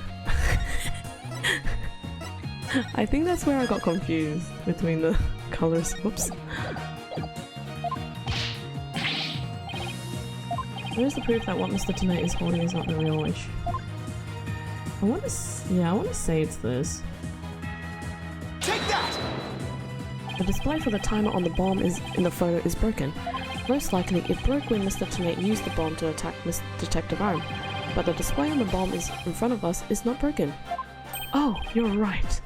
Therefore, this is not the real HH3000. Mr. Tonight was clearly lying when he said he switched out the bomb and the stuffed animal. The real HH3000 blew up the courtroom floor. I know the answer, I think, but no backseating, and I adhere to the rules. I'll adhere to the rules. True, I was wrong. Happy for you to think along, Shubi. Obviously, yeah, no backseating, no spoilers or anything. But, yeah. This bomb is nothing more than a model used for training purposes. Fear not, Your Honor. I will examine the inside of the bomb transport case myself. Yes, please do that, Mr. Wright. No, stop! Oh, there it is. Didn't hear? Oh, sorry. Must have been all the audio stuff. I just said that. You said your name? Yeah, sorry. I just said that, yeah, what you're doing, like no backseating and stuff. Totally good. A-okay. What is that? Is that a bloodstain? Just as I expected. Your lies have all been blown to bits, Mr. Tonight. I'm confident DNA analysis on this bloodstain will confirm that it's Detective Arm's blood, and that those results will conclusively prove that you murdered Detective Arm. How about it, Mr. Tonight? Think you can dismantle this decisive evidence? Oh, there's his move. The point. Dismantle it. Hey, you're too late. You missed your chance to run, so you're out of time. This HH3000 is about to explode. Don't try to threaten us, Mr. Tonight. I've already proved that your bomb is a fake. It's real. This bomb is the real thing. I tell you. It's real. Ah, hee. Ah. Mad bomber, party of one. There's no time left. It's going to blow. I have to disarm it. I have to take it apart. I can dismantle anything. I can take apart evidence. I can take apart bombs. I can dismantle it all. Dismantle, dismantle, dismantle, dismantle. And dismantle.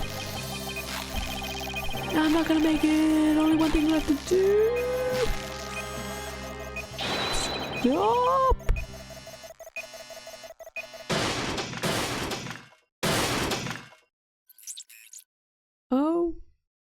Okay.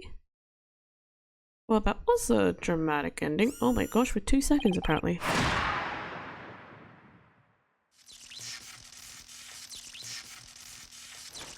Oh. Jeez. Okay. Game over. Dismantle attempt failed.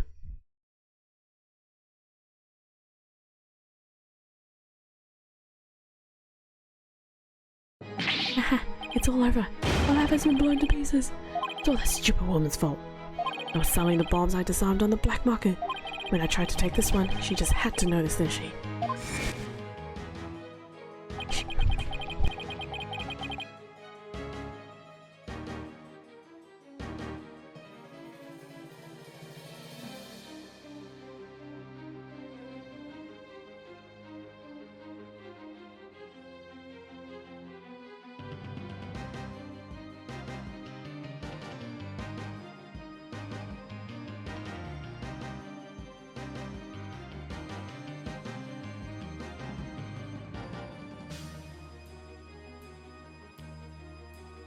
Sorry about that. She confronted me in courtroom 4 that day. That's why. I had no choice. She got bonked. Before I knew what I was doing, I hit her. It's all her fault. While I was looking for a place to hide her body, she left a message in her own blood. The trial was about to start, so I didn't have time to clean it up. And now all this. I thought for sure I could disguise her death with an explosion. And that stupid defense attorney started sticking his nose into my business. You thought your stream paused, but the music was still going on. Yeah, sorry. Someone entered my room, so I had to quickly hop off for a bit. After my testimony yesterday, I went to courtroom 4 and I found that stupid kid all up in my bomb transport case. That's when I snuck up behind him and bam! When the idiot police arrived, arrested that little girl. I thought for sure I could put it all on her. I don't like how he's staring. Why? Oh, why?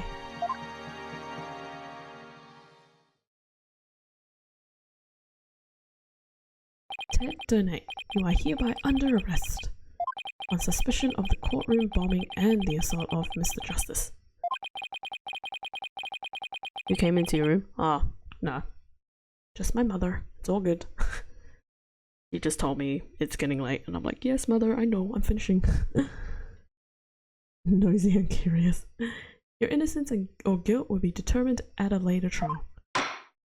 Now then, I see that members of the public have returned to the gallery. One person, however, seems to still be running far, far away. Be it that as it may, I will now announce Miss Juniper Woods' verdict. Not guilty. You did it! Yay! And he's not there. Confetti! Court is adjourned.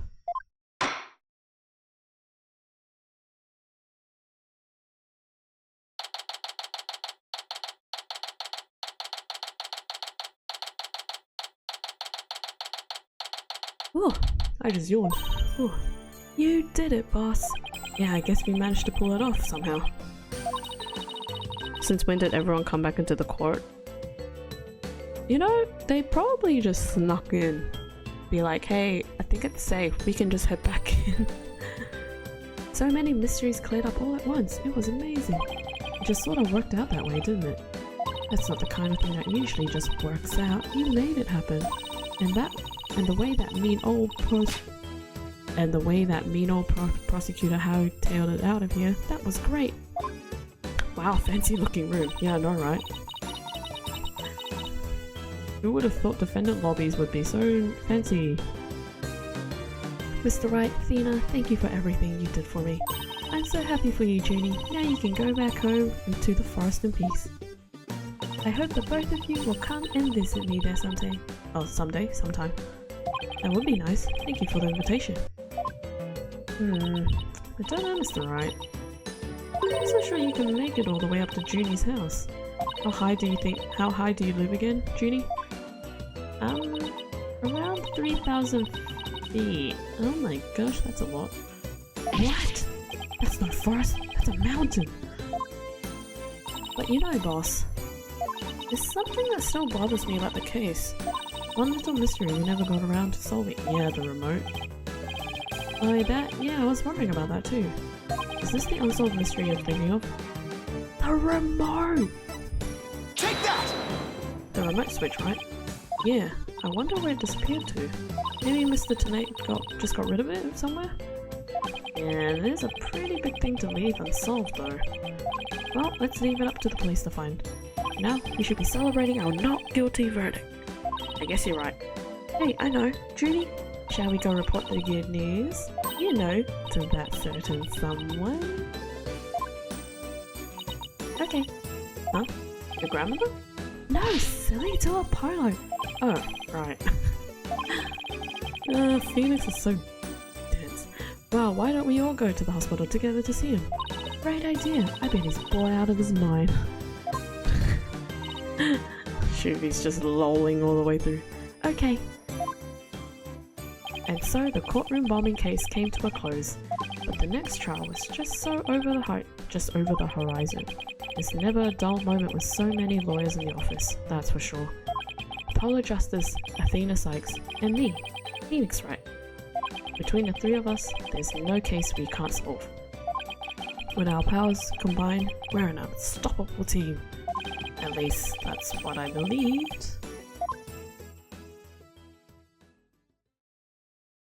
Cutscene? Oh, never mind. Well, all of that changed with what Apollo said to us that day. It was something that would put my faith in us to the ultimate test. Didn't even notice I was saying lol non-stop. You're all good. Write anything agency. Oh, cutscene. Sorry, but I'll be taking a leave of absence. Wait, what do you mean by a leave? Can you at least give me a reason why? I can only say that this is something I must settle on my own.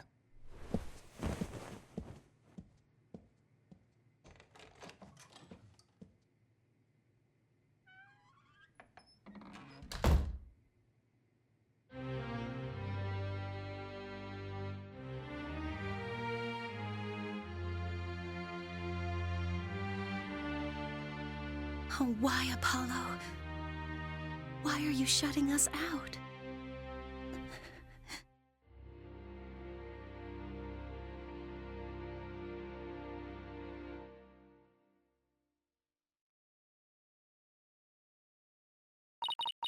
What happened to you, Apollo? Ever since you put that jacket on, you've been changed. Oh, you've changed.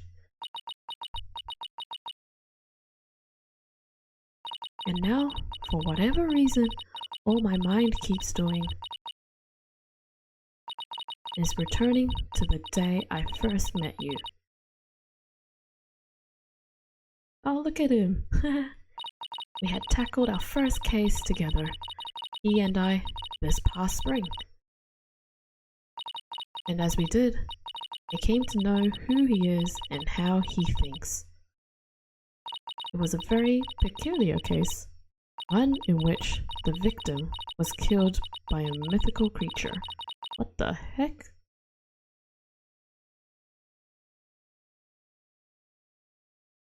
The end? Oh, no, the end. Oh, now it is end. You guys can't see it, but it says end behind my head. Yay! Episode 1 is done! Woo! No, we will not return. I mean, we will not continue. Okay, cool! How long was that? 3 hours and 20. Yeah, I kinda saw that coming. So these cases tend to be about 3.5 hours for me anyways, because I'm reading it. But clearly the game, as we get further, it will get longer, so some of the cases will be broken up into different streams. But generally the first 2-3 cases would be 1 VOD each, so we'll see how we go with time with that. But yeah, I hope you guys enjoyed the first episode and also the stream for tonight.